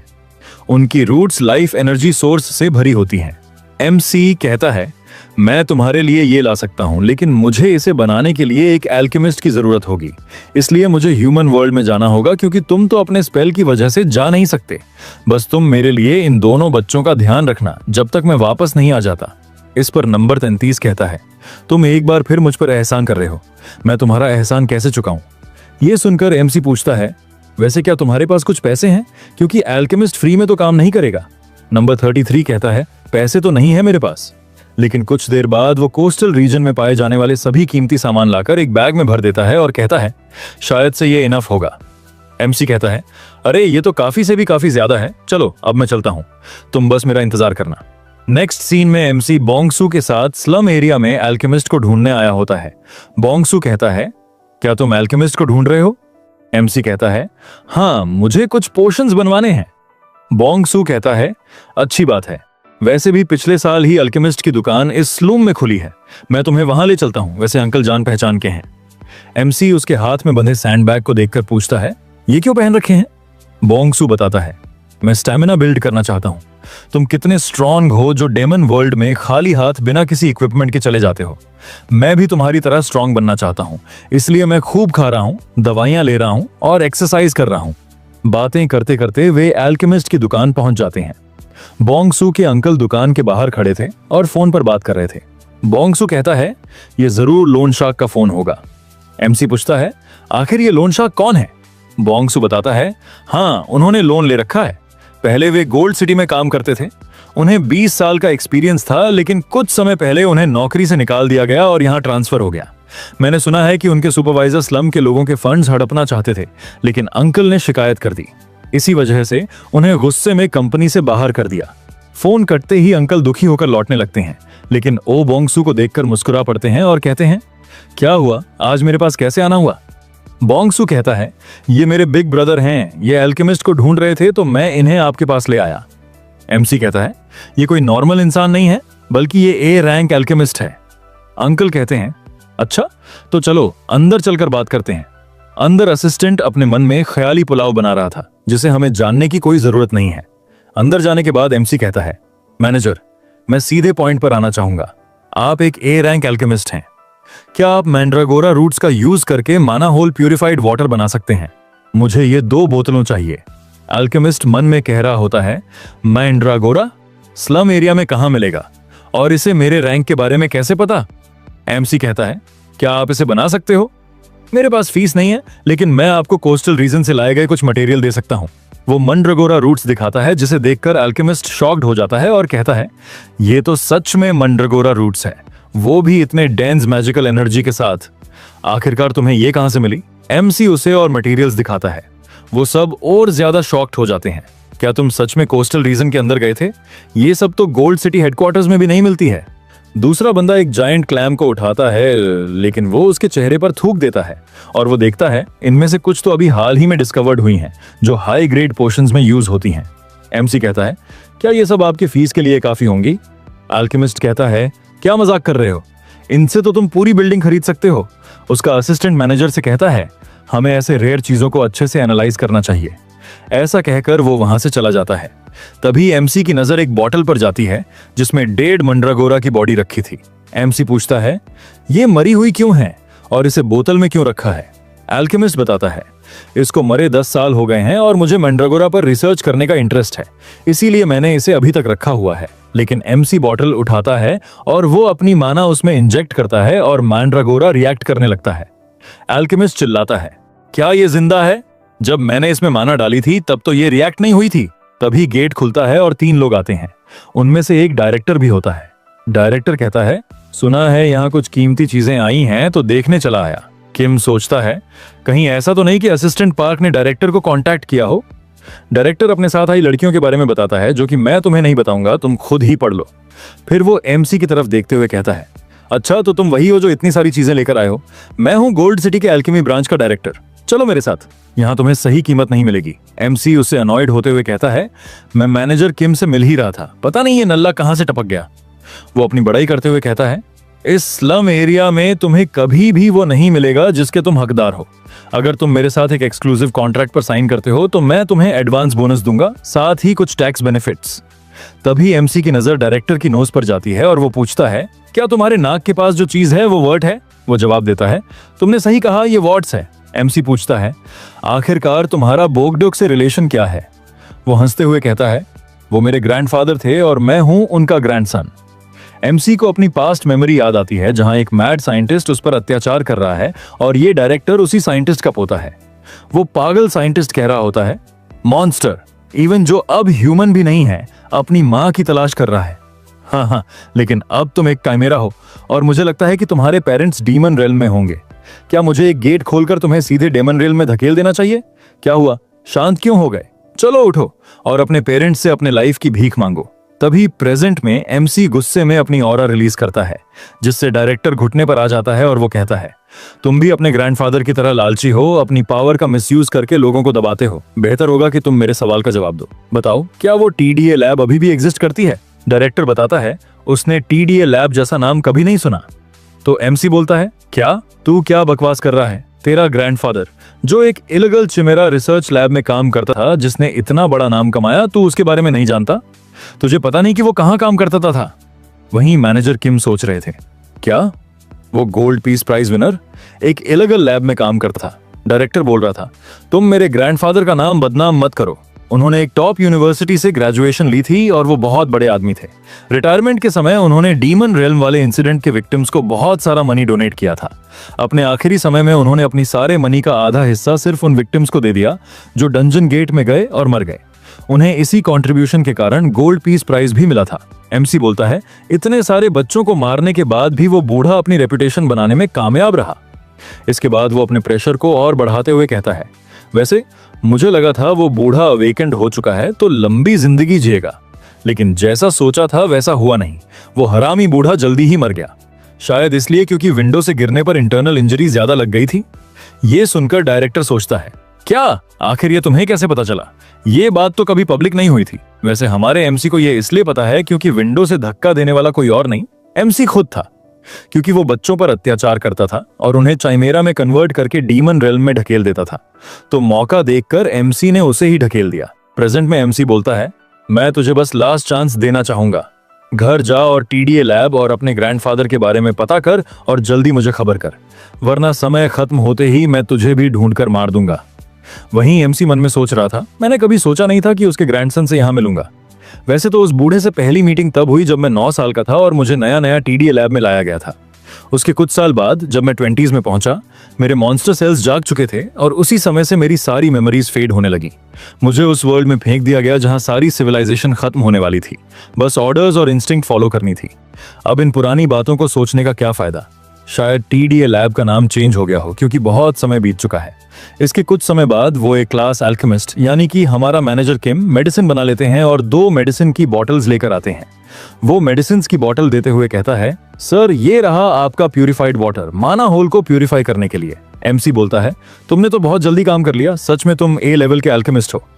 तो अल्केमिस्ट बोलता है, अरे नहीं, ये मेरा कमाल नहीं है, बल्कि इंग्रेडिएंट्स ही इतने अच्छे थे कि काम जल्दी फिनिश हो गया।